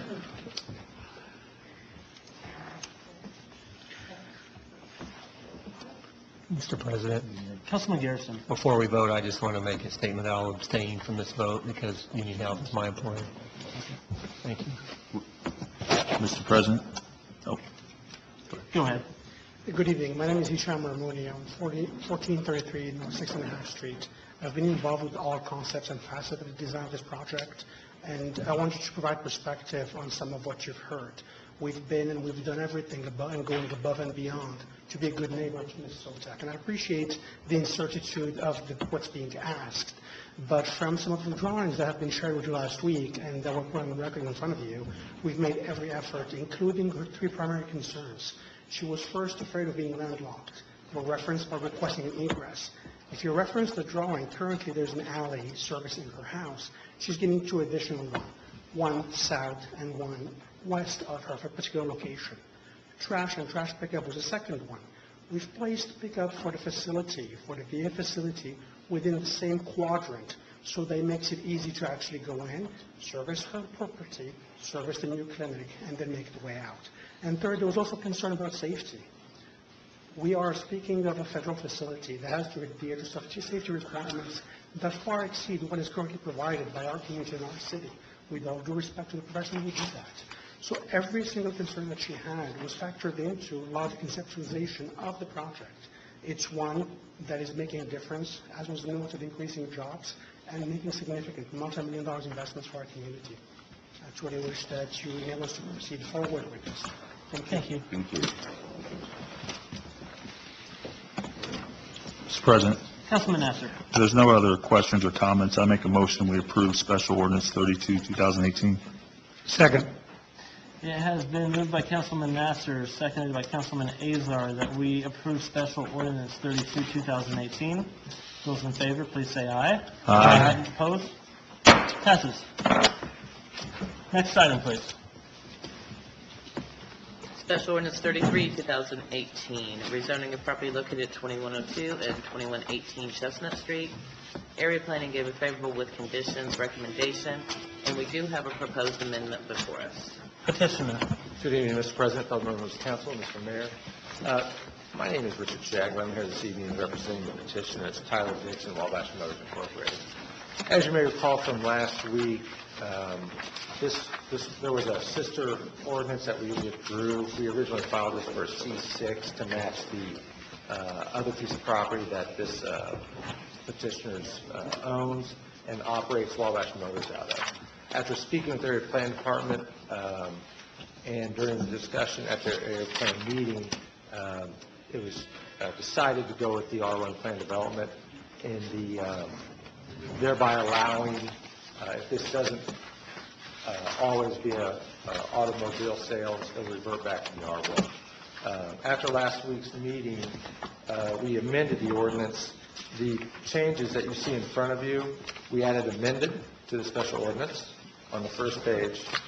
And then at the bottom of the first page, we changed A to state that the real estate shall be used for automobile sales. As you may recall, it said that for R1 plan development purposes in the original.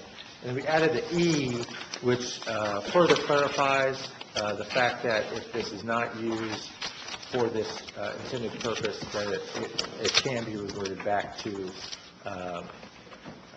R1. And that's also in the code and solidified here in this amended special ordinance. I'd be happy to answer any questions you have with regard to this. Is there anybody in the audience who would like to speak on Special Ordinance 33, 2018? Council. Mr. President. Councilman Garrison. If there are no other discussions, I move to amend Special Ordinance 33, 2018. Second. It has been moved by Councilman Garrison, seconded by Councilman Nasser, that we approve Special Ordinance 33, 2018. Amend. I apologize. It has been moved by Councilman Nasser, seconded by, who was it? It was Neil and then me. It was moved by Councilman Garrison, seconded by Councilman Nasser, that we amend Special Ordinance 33, 2018. Those in favor, please say aye. Aye. Right, it is amended. Mr. President. Councilman Garrison. I move that we approve Special Ordinance 33, 2018 as amended. Second. Okay, it has been moved by Councilman Garrison, seconded by Councilman Morris, that we approve Special Ordinance 33, 2018 as amended. Those in favor, please say aye. Aye. Opposed?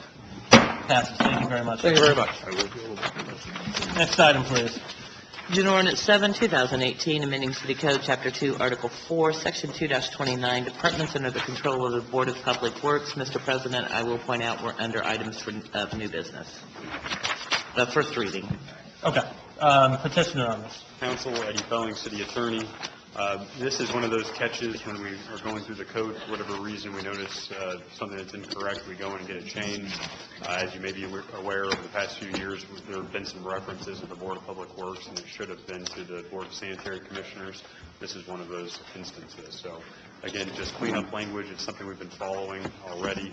Just ask you pass this so we can get our city code updated. Is there anybody in the public who would like to speak on General Ordinance 7, 2018? Council. Mr. President, Councilman Gibson. I move that we vote on General Ordinance 7 on its first reading. Second. It has been moved by Councilman Garrison, second by Councilwoman Crossen, that we act tonight on General Ordinance 7, 2018. Those in favor, please say aye. Aye. All right, we are now able to take action on that. Mr. President, I move that we approve General Ordinance 7, 2018 as presented. Second. It has been moved by Councilman Garrison, second by Councilwoman Aller, that we approve General Ordinance 7, 2018. Those in favor, please say aye. Aye. Passes. Ask for Go ahead. Oh, opposed? Yeah. It passes. You have to do it. Sure. At this time, we're going to take a 5-minute recess. We'll meet back 10 till 8. I apologize, our break went a little bit longer than I had expected. We'll go ahead and jump right back into the agenda. Next item, Michelle. I lost track for a minute, sorry. Special Ordinance 14, 2018, the 2019 salary ordinance for City Hall employees. Petitioner. Council, Eddie Felling, City Attorney. I'm going to be with you for all the salary ordinances, so Oh, boy. I can't wait. So keep it short and sweet. One thing I want to point out that is a major change, it seems very minor, it is a major change. We've added language into all of the salary ordinances, which indicates that the dollar amount that's listed is the maximum not to exceed. One of the very interesting things that came up in our audit this year was the State Board of Accounts is actually concerned that we weren't paying employees enough, and part of that is that department heads have been given the ability, when a spot opens up, to start somebody at a lower wage if they don't meet the same number of years' experience, or for whatever reason, to start them at a lower dollar amount. And because of that, we've had to change the language in here. Now, it's been common practice where not necessarily, if it says $30,000, that doesn't necessarily mean you make that much money. That's just the maximum not to exceed amount. So that is in all these salary ordinances. City Hall employees are up first. The salary ordinance would be the same, other than a 3% wage increase for those employees that are listed. And I'd be happy to answer any questions. Is there anybody from the audience who would like to speak on Special Ordinance 14, 2018? Council. Mr. President, just a reminder, this is listed under items of first reading. Mr. Felling can give his opinion on whether a council member could make a motion for Special Ordinance 14 through 27. Apologize for interrupting. By statute, we need to have these salary ordinances passed within the month of October because we do not have any additional meetings. I would request at least a standing motion for all of the special ordinances that deal with the salary ordinance that we'd be allowed to vote this evening. That would not necessarily mean you would have to vote for a salary ordinance, but we would have to have a unanimous vote to be able to take some form of action on all of these. One vote, one motion indicating that special ordinances 14 through 27, that we'd be allowed to have action on all of those special ordinances would be sufficient. Mr. President, Councilman Garrison. I'd like to make a motion that we can vote on all salary ordinances tonight from Special Ordinance 14 to Special Ordinance 27 on first reading. Second. It has been moved by Councilman Garrison, seconded by Councilwoman Aller, that we take action on Special Ordinance 14 through Special Ordinance 27 this evening. Those in favor, please say aye. Aye. Opposed? All right, we can take action on those this evening. Thank you.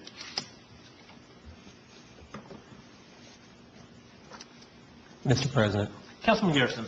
just a quick commentary. I know that our budgets are doing better, so compliments to the mayor, compliments to our finance chair, and compliments to this city council for getting things back to where they need to be. And I'm torn a little bit. Now that we're doing well, we're going to spend a lot more money, but I know there are a lot of departments that haven't had raises in a long time. So with that, I move that we approve Special Ordinance 14, 2018. Second. Has been moved by Councilman Garrison, seconded by Councilwoman Aller, that we approve Special Ordinance 14, 2018.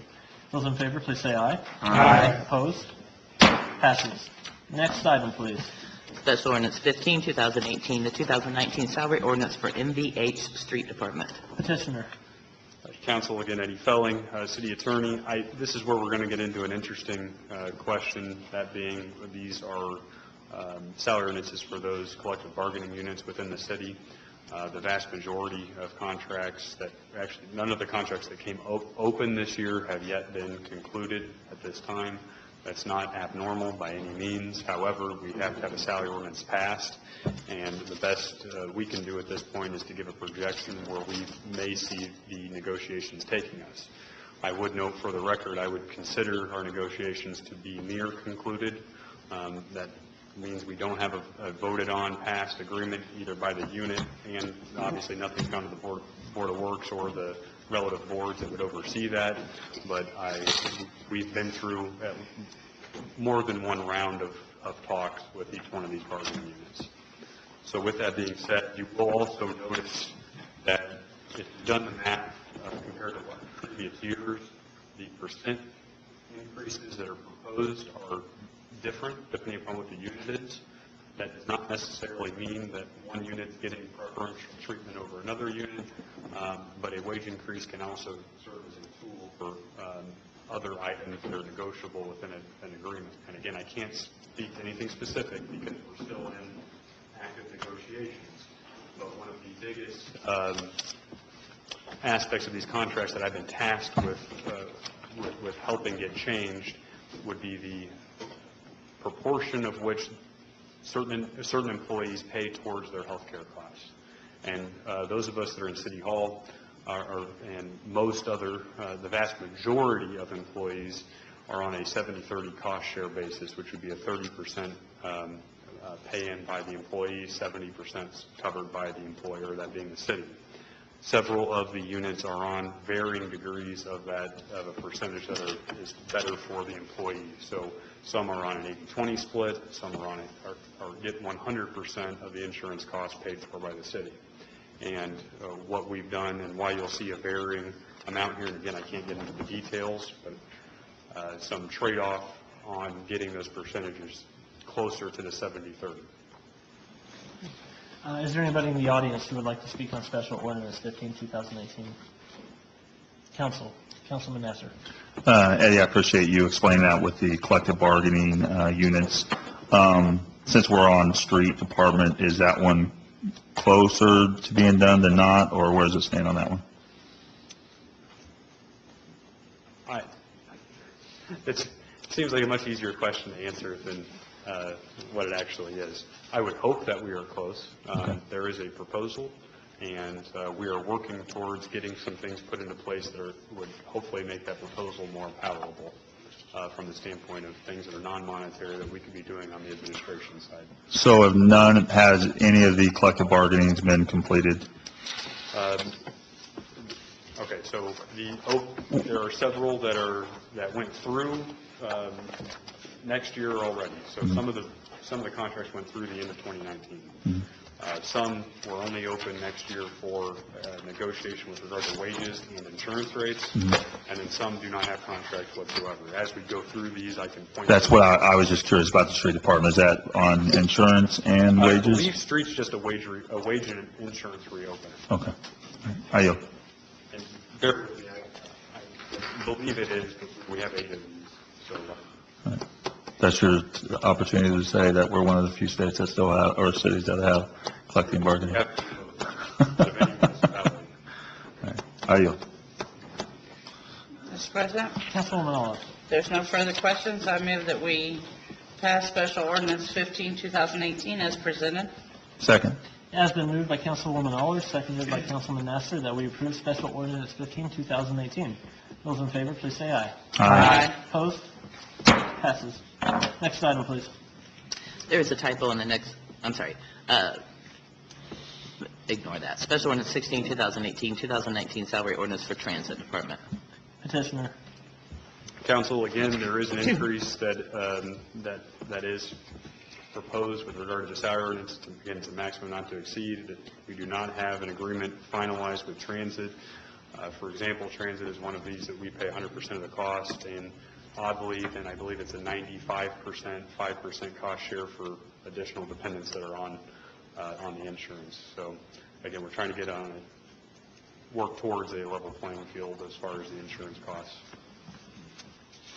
So is that just you're open for insurance, or is that salary as well? Transit, I believe, is a full agreement, a full contract. Is there anybody in the audience who would like to speak on Special Ordinance 16, 2018? Council. Mr. President, Councilman Nasser. if there's no other questions or comments, I'd make a motion we approve Special Ordinance 16, 2018. Second. It has been moved by Councilman Nasser, seconded by Councilwoman Aller, that we approve Special Ordinance 16, 2018. Those in favor, please say aye. Aye. Opposed? Passes. Next item, please. There is a typo on the next one, but I will correct it while I read it. Special Ordinance 17, 2018, the 2019 salary ordinance for Parks Department. Council, this, again, has an increase. Parks, I believe, is a wage and insurance only opener. They are on a 100% employer share. You have to answer any questions. Is there anybody in the audience who would like to speak on Special Ordinance 17, 2018? Council.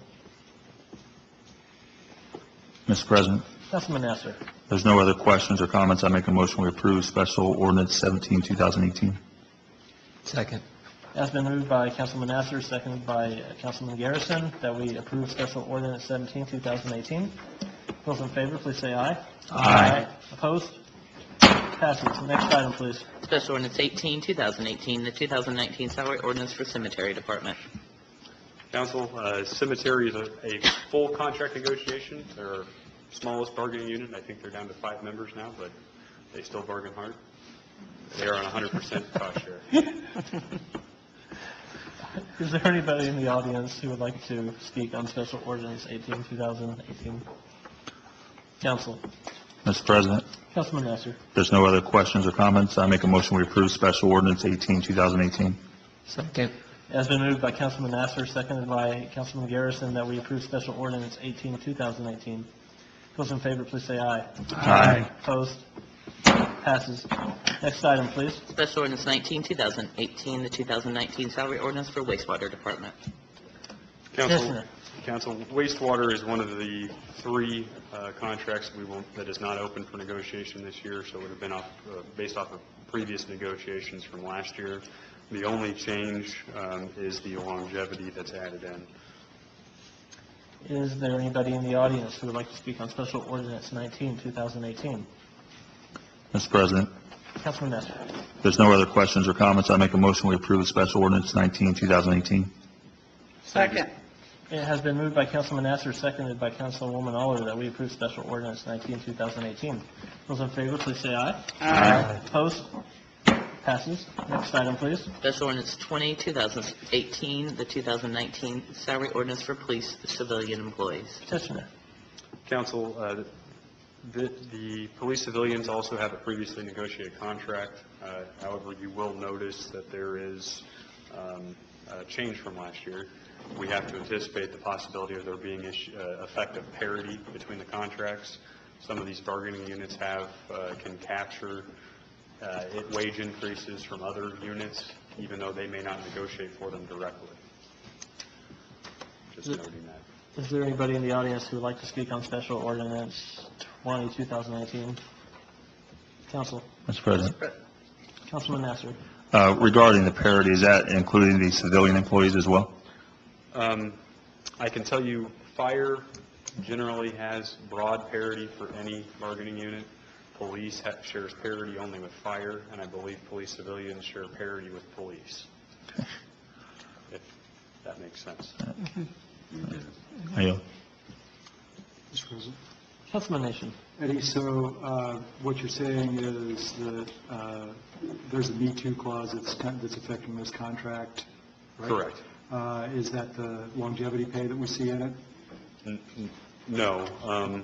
I will note if there's any increase, longevity can be factored in one of two ways. It can be a flat dollar amount, or it can be a percentage base off of a base salary dollar amount. So, for example, the police get longevity based off of a percentage of, is it first-class patrolman? So if the first-class patrolman salary goes up, then longevity would also go up as well. In some cases, like I said, longevity is just a number. It's not based off of a salary. In that case, if you got a 1% wage increase, it would not go onto your longevity pay. So what is the Me Too thing that's affecting, that's coming to effect in what's before us right now? I can't tell you specific. I'll give you a hypothetical situation. Parks Department gets a 5% wage raise. Fire Department has parity with everyone, so they would automatically get a 5% raise whether they negotiated for it or not. The police then get parity with fire, so then they too would get a 5% raise. Police get a 5% raise. Police civilians get a 5% raise, just because one unit bargained for it. Now, everybody else wouldn't get it automatically. It can make things quite difficult when you're trying to negotiate with 8 bargaining units. Yeah,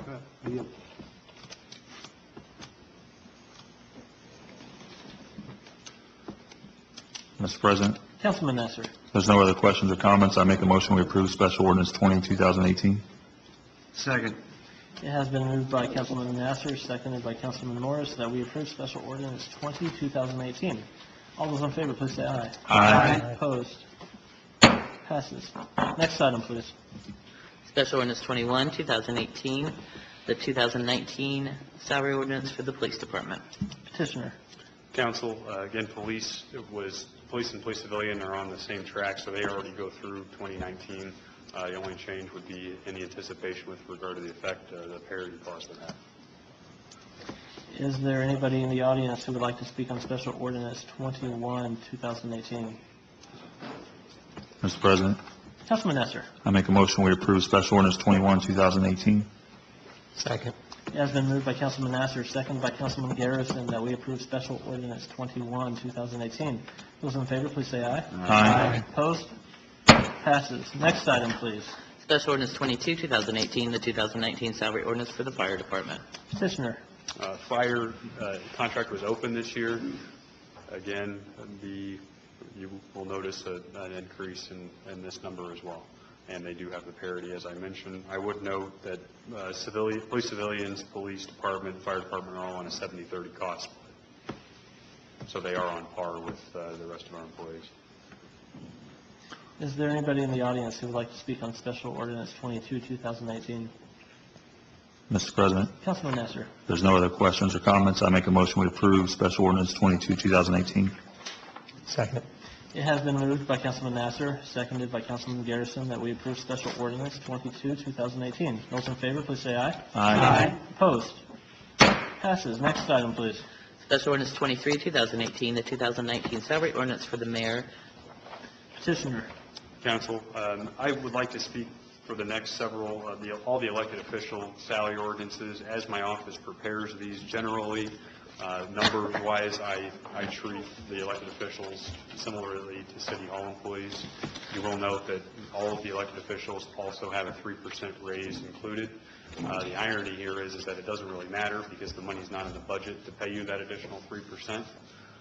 So I do believe you will have amendments before you to reduce that amount. I know there was some question with regard to the mayor specifically that was published in the media. It was most certainly a 3% raise as well. I think it was a different amount that was published for whatever reason. But I would note all the elected officials had a 3% raise. Again, we anticipated that we may be in a position where that would not actually take place. Obviously, again, it's not in the budget. If it's not in the budget, it doesn't matter what you put in the salary ordinance. You put $1 million there, but if it's not in the budget, you can't get it as pay.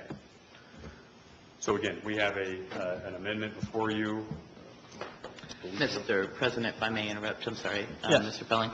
I compared 2017 salary ordinances for the elected officials and prepared amendments for each elected official to take it back to the 2018 salary that's being paid, which was passed in 2017. Thank you. I will read that number for you on the record as soon as I can locate it. I just want to ask Michelle a question. So that means no increase, essentially, in all of those? Okay. If it's amended, correct. Unfortunately, I only made one copy, and he has them. Do I have them? I thought you had them.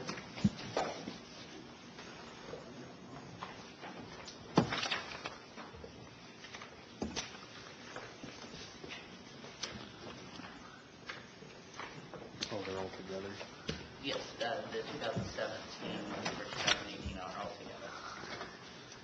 The amendment that I would propose tonight would be the mayoral salary would, instead of what is written, it would be $90,560. And I would ask that would propose as amendment, and I would ask a motion to be made on that. And that is what it was a year previous. That was the 2018 salary. Right. Okay. Is there anybody in the audience who would like to speak on Special Ordinance 23, 2018? Council. Mr. President, Councilman Nasser. I make a motion that we amend the ordinance to take that the salary be to the 2018 ordinance. Second.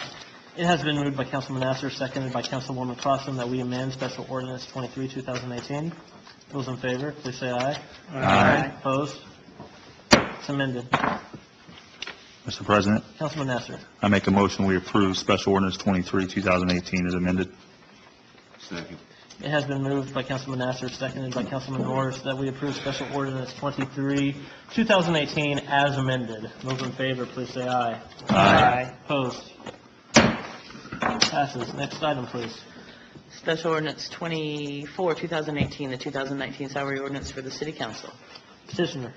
Council, again, this included a 3% raise.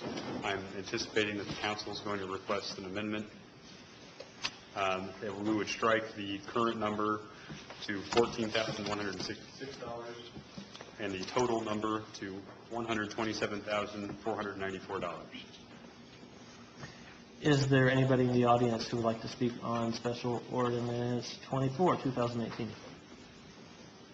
Council. Mr. President? Councilwoman Olive. Thank you, Amy. Councilwoman Olive. I lost all train of thought, sorry.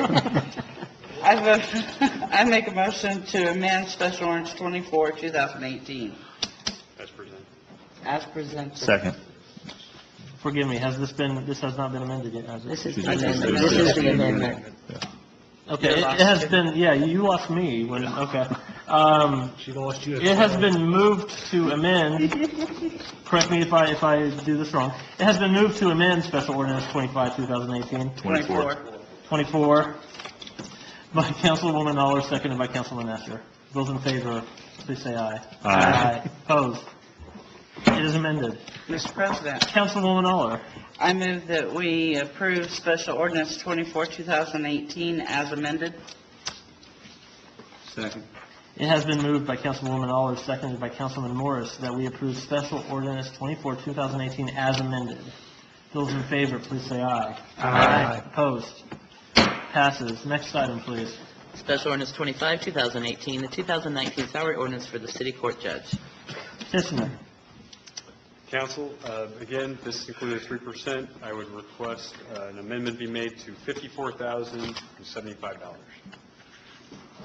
Mr. President? Councilwoman Crossen. I'm sorry, did I interrupt public? You did. I Is there anybody in the public who would like to address Special Ordinance 25, 2018? Councilwoman Crossen. thought there just might be a fan of judges out there. So, Mr. President, I move to amend Special Ordinance 25, 2018 to the 2018 levels as presented. Second. It has been moved by Councilwoman Crossan, seconded by Councilwoman Aller, that we amend Special Ordinance 25, 2018. Those in favor, please say aye. Aye. Opposed? It is amended. Mr. President, Councilwoman Aller. I move that we approve Special Ordinance 25, 2018 as amended. Second. It has been moved by Councilwoman Aller, seconded by Councilman Garrison, that we approve Special Ordinance 25, 2018 as amended. Those in favor, please say aye. Aye. Opposed? Passes. Next item, please. Special Ordinance 26, 2018, the 2019 salary ordinance for the city clerk. Petitioner. Oh, we're going to amend this? We'd like to double the salary. The correct amount would be $55,147 for the city clerk. Is there anybody in the audience who would like to speak on Special Ordinance 26, 2018? Council. Mr. President, Councilwoman Aller. I'd like to amend Special Ordinance 26, 2018 as presented. Second. It has been moved to amend Ordinance 26, 2018 by Councilwoman Aller, seconded by Councilman Garrison.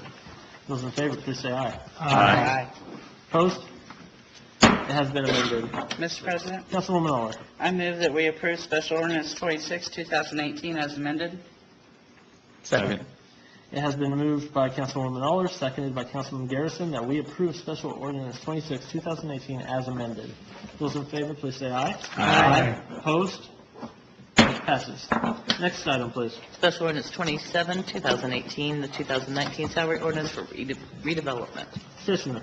Mr. President, I'll turn this over to Steve Witt. Thank you very much. Thank you. I'd be remiss if I didn't mention, I just happened to see here that flu shots are now available at the Wellness for Life Clinic. I got mine today, and I would appreciate it if you all got your flu shot, now that I've got a baby on the way. Thank you. Thank you very much. Good evening, council members. Steve Witt, Department of Redevelopment. Just very quickly, I want to share a few things with you that I think you already know. Since January of 2016, the department has gone through a fair bit of restructuring due to retirements. And since that time, we've reduced our employee count by 2 2/3. So I'm a part-time employee, director, if you will, and the department has a management services agreement with the Terre Haute Economic Development Corporation. So that $60,000 indicated on the ordinance is not what I'm paid. That's what's paid to the Terre Haute Economic Development Corporation. If you're curious, I make half of that. So I'm the lowest paid member of the department, and that's fine because I do the least amount of work. There's a great staff. But in regard to our housing programs administrator, for example, that was Mike Cass, who retired. About this time last year, we divided his job up between 3 existing staff, and that yielded a savings of $68,000 for the department. And then by the same token, when Dave Walker, our Public Works Administrator, retired, we worked with the City Engineering Department to take over those tasks. And that's good for engineering, and it's resulted in a cost savings for us as well. So that's pretty much it in a nutshell. Thank you. Is there anybody in the audience who would like to speak on Special Ordinance 27, 2018? Council. Mr. President, Councilwoman Aller. if there's no further questions, I move that we approve Special Ordinance 27, 2018 as presented. Second. It has been moved by Councilwoman Aller, seconded by Councilman Garrison, that we approve Special Ordinance 27, 2018. No, go ahead. Okay. Sure. Okay. Okay. The motion is on the floor. All those in favor, please say aye. Aye. Opposed? Passes. Before we adjourn, I've got some questions for the city attorney. Steve, thanks for sticking around. Appreciate it. Thank you. Thanks. All right, Councilman Elliott.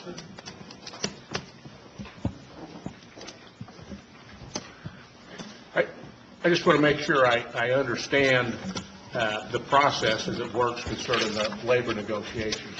This group has no say in what happens with those contracts. Correct.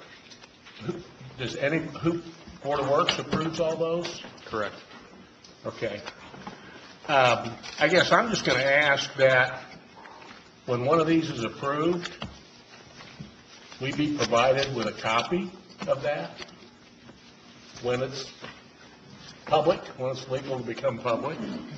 and also ask we be provided with a detailed calculation that we can understand of the cost of any changes in that contract and the potential future cost of any parity provisions in any other agreement that are going to be impacted by an agreement. Certainly, we do those calculations anyway, obviously, before we would agree on any amount if there's a wage increase, so. Okay, but I mean, if we're trying to project ahead what we're going to need to do to reduce our short-term borrowings, we kind of need to know, be able to project ahead what these, all the costs are. That would be, pension, payroll taxes, salaries, longevity pays, anything that's in there related to those at the time we receive the copy of the contract. Okay. I would note that Board of Works agendas generally go out the Wednesday before a Monday meeting, so you should have it at least 4 to 5 days prior to a meeting date if you would be interested in attending the Board of Works meeting. But as soon as I'm allowed to give one out, I'd be happy to do that. Okay. I'm bound because of the negotiations are confidential. Little 9-person email list, boom, there we go. Will do. Molly can handle that, I'm sure. She's pretty great. Thank you. Thank you. How you? I would like to make the most popular motion of the evening to adjourn. Second. It has been moved to adjourn by Councilman Azar, seconded by Councilman Nasser. Those in favor, please say aye. Aye. Opposed? Those opposed, go home. Okay, meeting is adjourned. Thank you all for showing up. George.